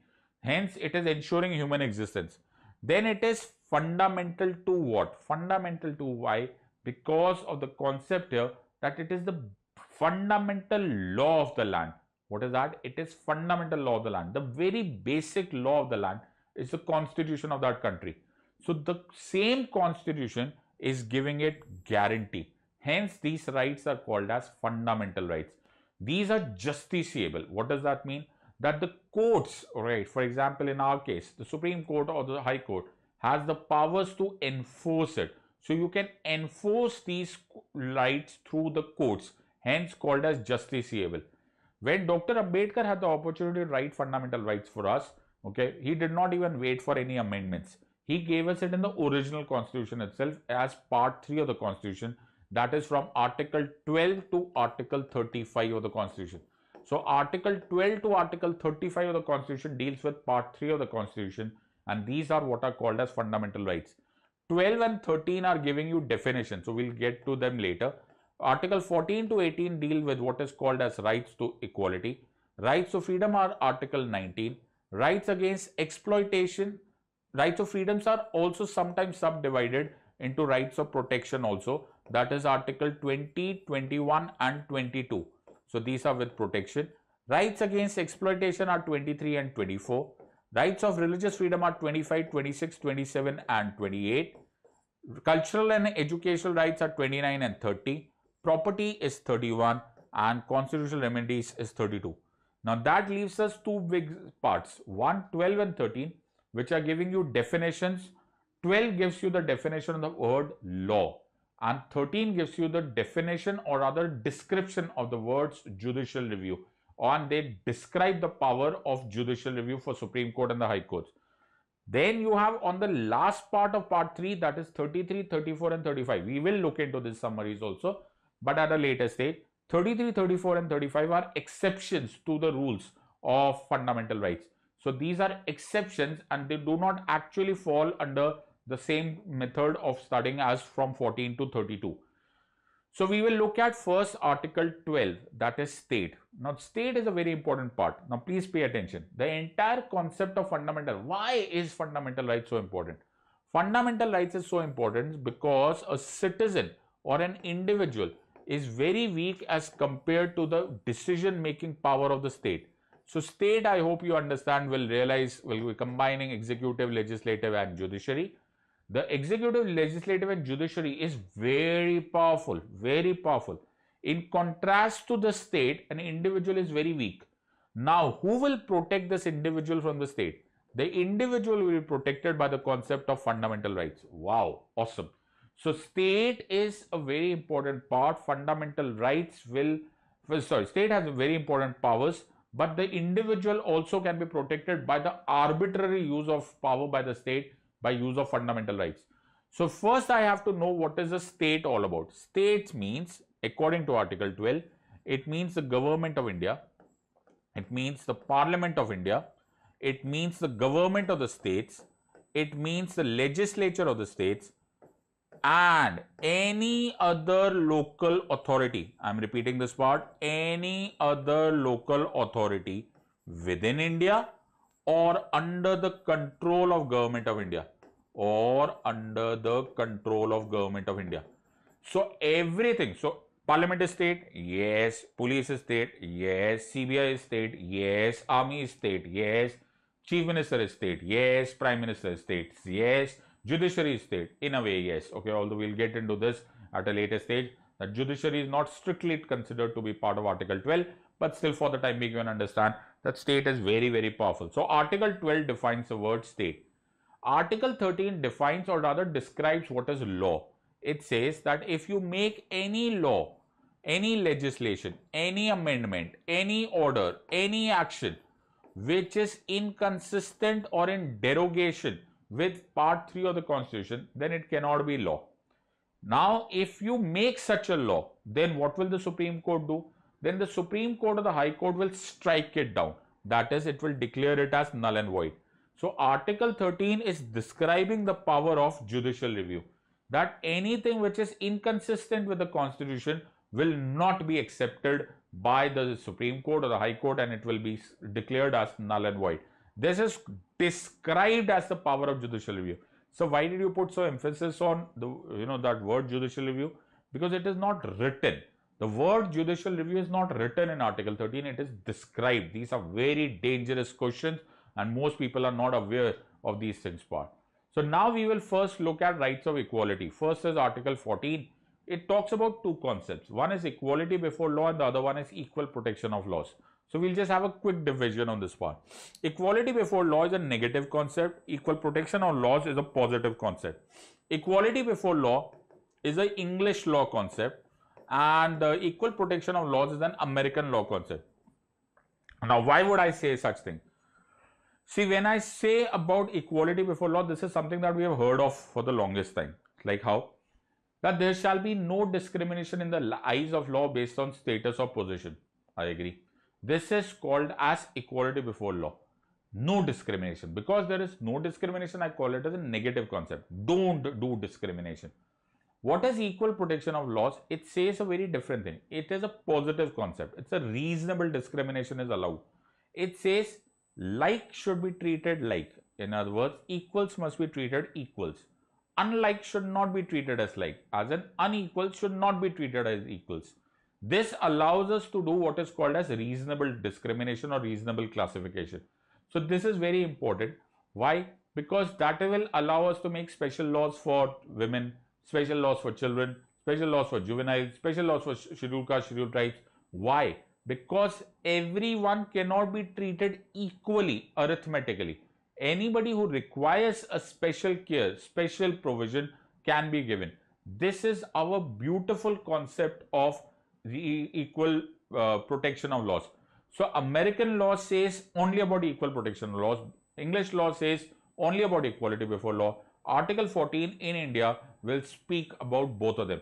So the word here is Article 14 says that the state shall not deny to any person, not citizen, person. The state shall not deny to any person equality before law or equal protection of laws within the territory of India. So this is a very important word that you have to pay attention. So this is the exact text of this. This is what is ensuring what is called as rule of law. So there was a concept called as rule of law which was given by A.V. Dicey. It can be maintained only by Article 14. Next is Article 15. It says no discrimination on certain grounds. Please understand, discrimination is the law of the nature and it is also the law of a country also. You cannot say no discrimination and full stop. Sorry. We will discriminate. Okay. Every different treatment is not considered as discrimination, first of all. So merit-based discrimination has to be done. Otherwise, all of us will become IAS officers. Not possible. So those of you who are more intelligent, more hardworking should become IAS officers. The other ones should not. But when Dr. Ambedkar was writing Article 15, he gave us certain examples. So Article 15(1) says, there shall be no discrimination on the basis of race, religion, caste, sex, or place of birth, or any of them. This is a very important part, that you should not be discriminated on race, religion, caste, sex only, or place of birth, only, or any of them. Or there shall be no liability, no restriction, no disability because of this. This was Article 15, subclause 2. But Article 15 is also very important. That Article 15 is a general bar on discrimination. So examples were given, for example, with regards to use of water for bathing ghats, okay, use of public places, use of hospitals, use of public methods of transport and so on and so forth, or the places of worship. So Article 15 was a general discrimination or general bar on discrimination. Very awesome thing about Article 15 is that it speaks volumes about Dr. Ambedkar's large-heartedness or the founding fathers' large-heartedness. Imagine by writing Article 15 and later on Article 15 subclause 3, which says that there shall be special provisions for women and children. Don't you realize that the founding fathers are actually acknowledging that deep down on the ground, okay, there is discrimination which we will have to look into. So there is discrimination and we will have to look into that discrimination. Otherwise, the entire situation could have been very theoretical. The entire exercise of constitution writing could be very, very theoretical. So Article 15 speaks about this. Now later on, by the first constitutional amendment, Article 15 subclause 4 and 16 subclause 4, we are also providing reservation. Why are we doing it? Because as I said, discrimination, every different treatment cannot be understood as discrimination. We can go into a long discussion on this part, but that is only possible. That's not possible on a YouTube video. That India does not believe in equality. Primarily, we believe in equity. That is, whoever needs more, the state will give him more. Next is Article 16. It talks about equal opportunity in public employment. Now, the same thing, but with regards to public employment, government job. So it says the state shall give equal opportunity for public employment and there shall be no discrimination on the basis of race, religion, caste, sex, descent, residence, or place of birth. In other words, there were more grounds were added. So Article 16 also talks about what is called as level playing field. In the words of Dr. Ambedkar himself, not everyone is equal. Okay, there have been many people, many at that time scheduled castes and scheduled tribes and later on the other backward classes also, who have been left far behind in the process of development, and we must cater to them. So my reservation policy is primarily aimed at providing what is called as level playing field. Article 17 talks about abolition of untouchability. Now this was huge. So I hope you are aware of this. Mahatma Gandhi spent his entire lifetime fighting for Harijans, okay, for the equality on against this shameful practice of untouchability. Dr. Ambedkar himself was a victim of untouchability and the other bad practices related to that. So Article 17 says we shall abolish untouchability in all its forms, zero exception, no exception at all, and we shall ensure that in case anybody practices untouchability, it shall become a punishable offense. So we passed what is called as Protection of Civil Rights Act of 1955, in which we made it a punishable offense. Later on, we realized that it is not enough, and that is why we passed what is called as the SC/ST Prevention of Atrocities Act of 1989, which makes it even more stringent part. Very important for you to remember, Article 17 has zero exception. Whether by action, whether by words, whether by gestures, whether by writing, commenting, anything, untouchability cannot be practiced. Another, in the last part on the freedoms or on the rights of equality, is Article 18. Now this is only dealing with those titles. So this is abolition of titles. So Britishers were using titles, state-sponsored titles, for political appeasement. Raja Sahab, Diwan Sahab, Banda Bahadur, Sahib Bahadur. What were these? These were methods of political appeasement. But what happens because of this? You become unequal. Not because you are at a disadvantage, but because you are at an advantage. So Article 18 abolishes any of these titles which have been given by the state. So it says the state shall not confer upon any state except military and academic titles.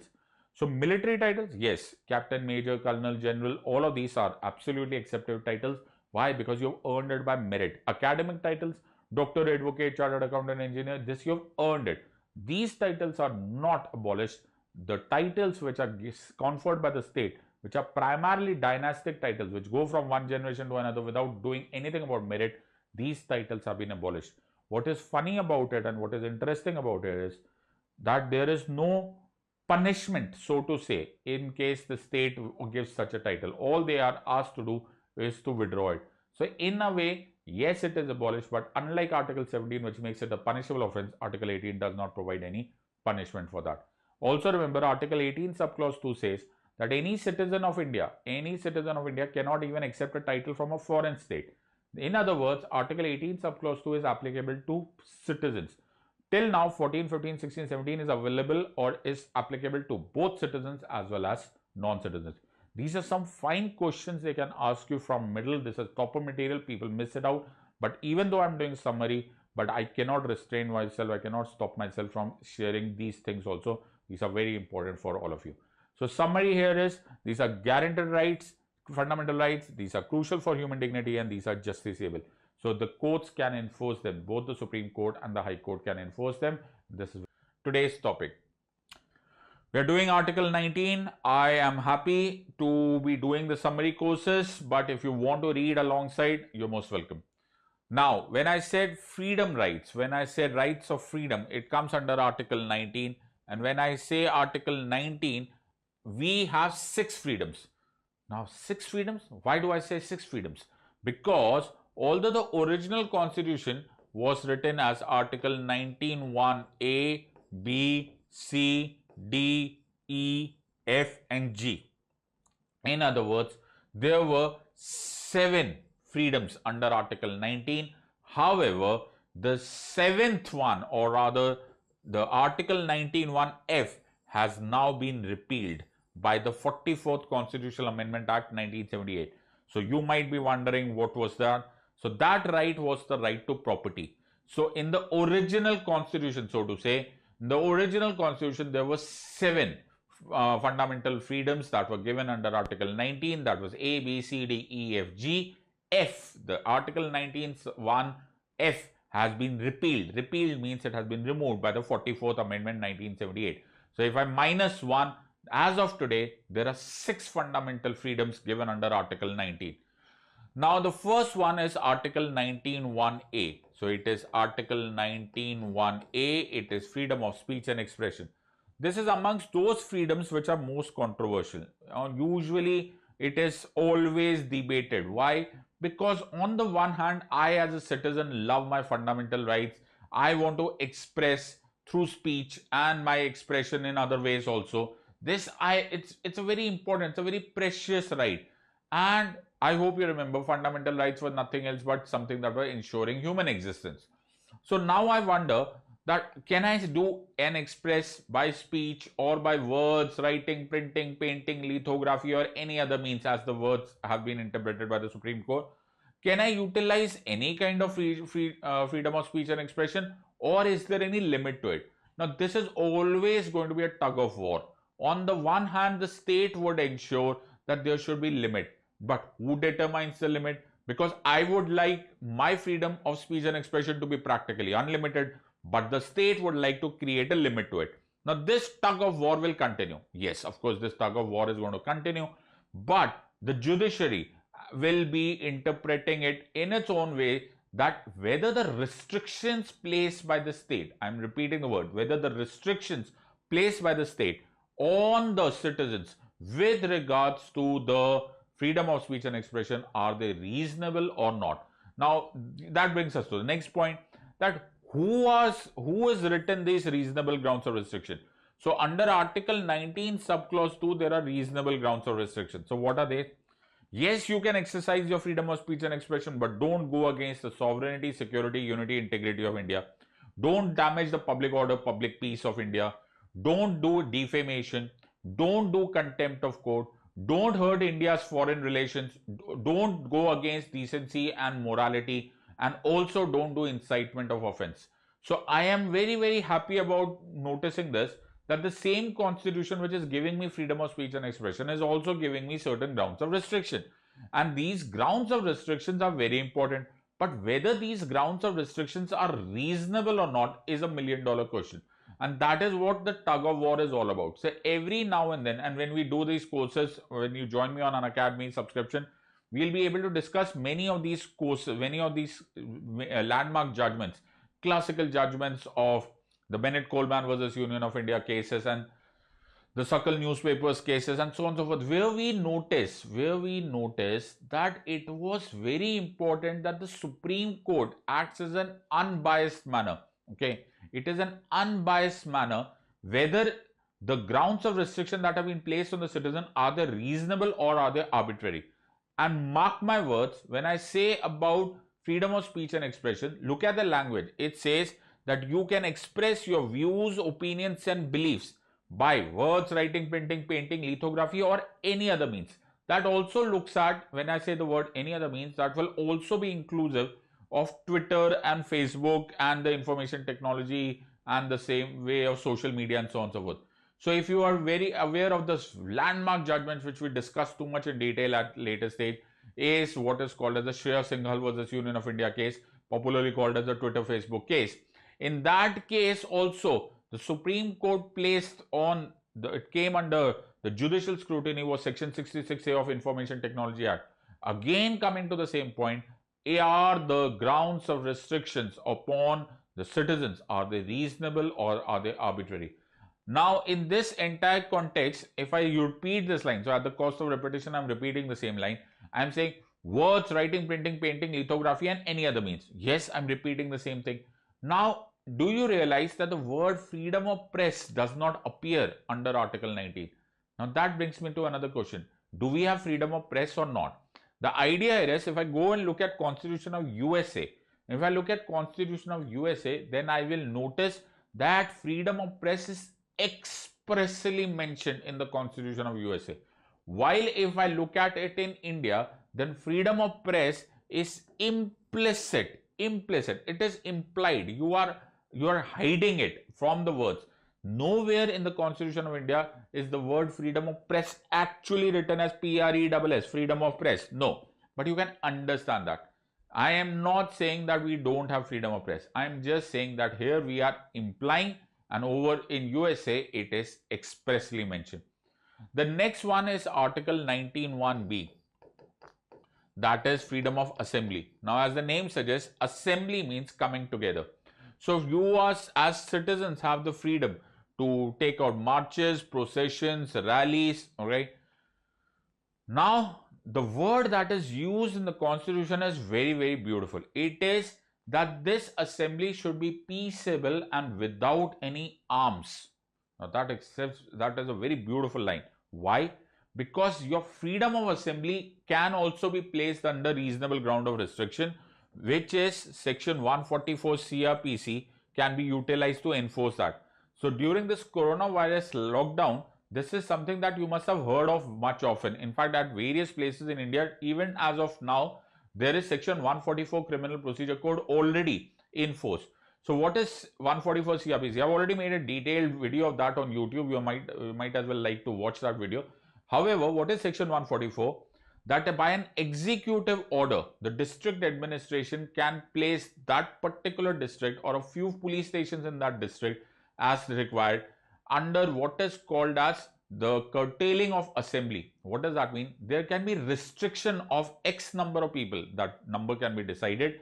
X number of people, usually 5 or more than 5, are not allowed to assemble. Now that could raise a question mark. Sir, if you are not allowing me to assemble, then what about my fundamental right? Please mark my words and write it down someplace. Fundamental rights are not absolute in nature. Fundamental rights are also allowed to be placed under what are called as reasonable grounds of restriction. So section 144 Criminal Procedure Code order, that is an executive order, is not considered violative of Article 19. It is in fact well within the grounds of reasonable grounds of restriction. So what are the reasonable grounds of restriction? This could be sovereignty of India, that is security of India, integrity of India. Public order is a very important part of restricting the freedom of assembly. This is very, very important to note again, that when I say that you can take out marches, you can take out processions, you can take out rallies, but under all circumstances, you have to be careful that any of these grounds of public order, security of country, etc. can be placed on record and make this freedom of assembly be placed under reasonable grounds of restriction. This is another important thing, that when we are reading, we completely go in our own thought process, okay? And we think that if you are allowed to take out marches and you are allowed to take out processions, then you might as well have the right to strike. Please understand, topper material question, read this part and remember this. Supreme Court has analyzed this, and Supreme Court has decided that by no stretch of imagination can freedom of assembly be construed as to be understanding or to be interpreted as it consists of right to strike. No, right to strike is not your fundamental right under any circumstances. It does not come under freedom of assembly.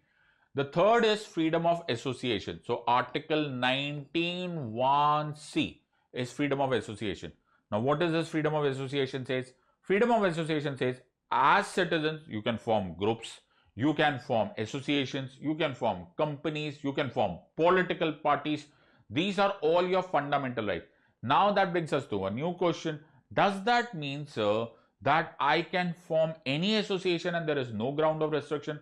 No. Again repeating the same thing and again repeating, fundamental rights are not absolute rights. Certainly they are not absolute rights, and fundamental rights can be and should be placed under reasonable grounds of restriction.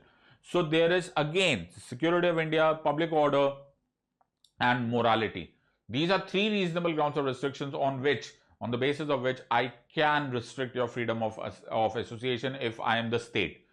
Okay, so what is not allowed? Any illegal association, not allowed. Any anti-national association, not allowed. Any organization which is immoral, so to say, is not allowed. So drug cartels, mafias, gangs, these are not allowed.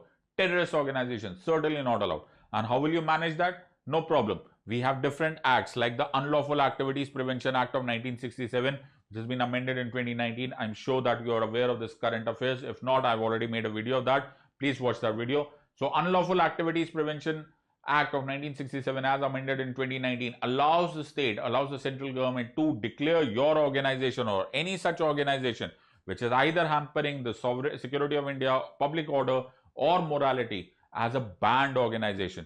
So you must have heard of several terrorist organizations being declared as banned organization. So all the assets of such a organization will be frozen, and this is also a reasonable ground of restriction. So you cannot go to the Supreme Court and say that our freedom of association has been taken away. No problem. While reasonable grounds of restriction can be placed on your fundamental rights. Now you have freedom of movement and freedom of residence. Now both of them I would suggest that you read together. Why? Because both of them are practically having same reasonable grounds of restriction. Okay, both of them can be restricted. Freedom of movement as well as freedom of residence can be restricted on the basis of, number one, in the interest of general public, and number two, in the interest of scheduled areas. Now, when I say general public, I hope you're understanding it becomes a huge line. Now, first of all, let's look at Article 19(1)(d), that is movement, and Article 19(1)(e), that is residence. Freedom of residence and Article 19(1)(d) and movement under Article 19(1)(d) and freedom of residence under Article 19(1)(e) has same reasonable grounds of restriction. First important point that you notice is that freedom of movement is, as given under Article 19(1)(d), is within the territory of India. Make no mistake about it. If you cross borders of India and you're coming back to India, if that is the movement that you are looking for, then it is not under Article 19. Then it is under Article 21. But if you are looking for the movement within the territory of India, then it is falling under freedom of movement of Article 19(1)(d). Another important part is neither directly nor indirectly. I'm repeating this line. Neither directly nor indirectly can you take away freedom of movement. Now, what would that mean? So, one simple way, suppose I am the state and I want to take away your freedom of movement. One simple way would be to barricade the entire area, stop the railways, stop roadways, stop airways, or whatever way. This is called as express. What is this called as? This is called as express blockage or express taking away of freedom of movement. But in contrast, there could be an implied way also. Implied ways, I make exorbitant taxes or I increase the charges of railways so badly that it becomes impossible for you to move. Both of them are restricted and both of them are not allowed. Both of them should be only within the reasonable grounds. So curfew, you must have heard of this. Lockdown, the ones which we are facing right now because of coronavirus pandemic. Is it taking away your freedom of movement? 100%. But is it violative? Certainly not. Why? Because the state is well within its powers to ensure that the freedom of movement can be curtailed if it falls within the reasonable grounds of restriction. So curfew, lockdown, these are all allowed if they fall in the reasonable grounds of restriction. As I said, there are two reasonable grounds. One is in the interest of general public, the other one is in the interest of scheduled areas. So now I hope you have understood how I am taking you. How are you going to connect things? So what is happening contemporarily? What is happening around you? How are you going to study for polity? That's how you study polity. This is called preparation. When you study the answer, when you write the answer, then your examiner gets impressed because you are understanding. I'm repeating again and again that you will not be given a single mark for facts. Most of the questions are now connected matters. You must be connecting one fact to another if you want to pass this exam. Similar is freedom of residence. Now again I am telling you, again it is within India, that any citizen has the freedom to reside in any part of India or any place within the territory of India.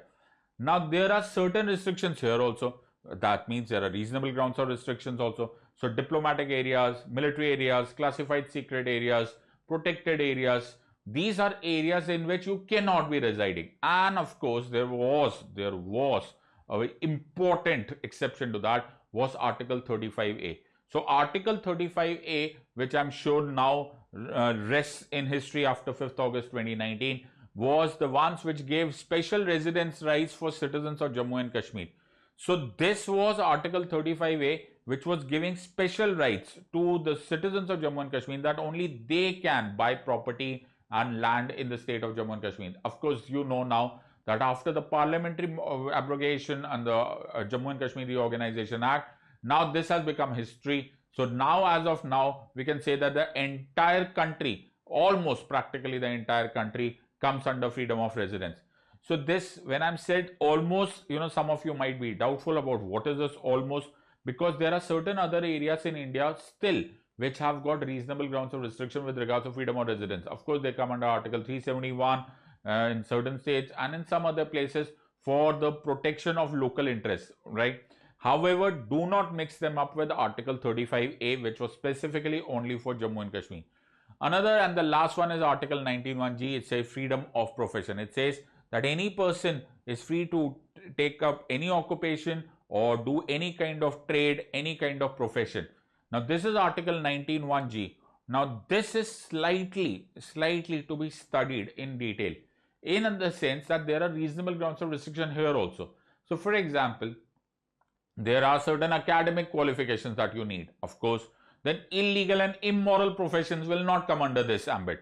Also, when you will be able to join me on my subscription, I'll be able to explain a very famous eclipse, which is called as a very famous doctrine called as the doctrine of eclipse, which comes into force that whether the state can monopolize a particular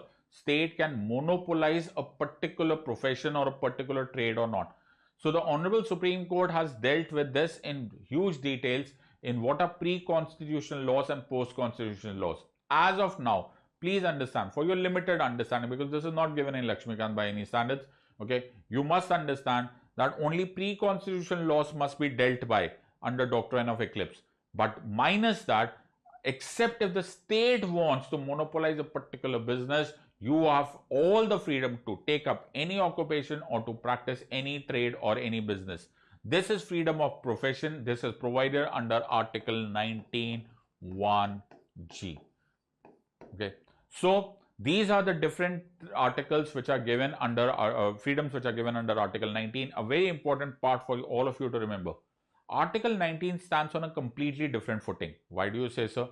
Because Article 19 gets automatically suspended during external emergency, but it can never be suspended during internal emergency. So with Article 19, as I said, we always discuss it on a different footing. Article 19 gets automatically suspended during external emergency under Article 352, and the moment our emergency is revoked, it will come back. But with regards to internal emergency under Article 352, Article 19 can never be suspended. This is a very crucial component of Article 19, which differentiates it from all other fundamental rights. So my friends, in the summarization, I said freedom rights are not absolute and you can place reasonable grounds of restriction. I want you to read all these articles one after another and make sure that you are able to draw a connection. In the words of Unacademy, my friends, let's crack it. And until next time, God bless and thank you.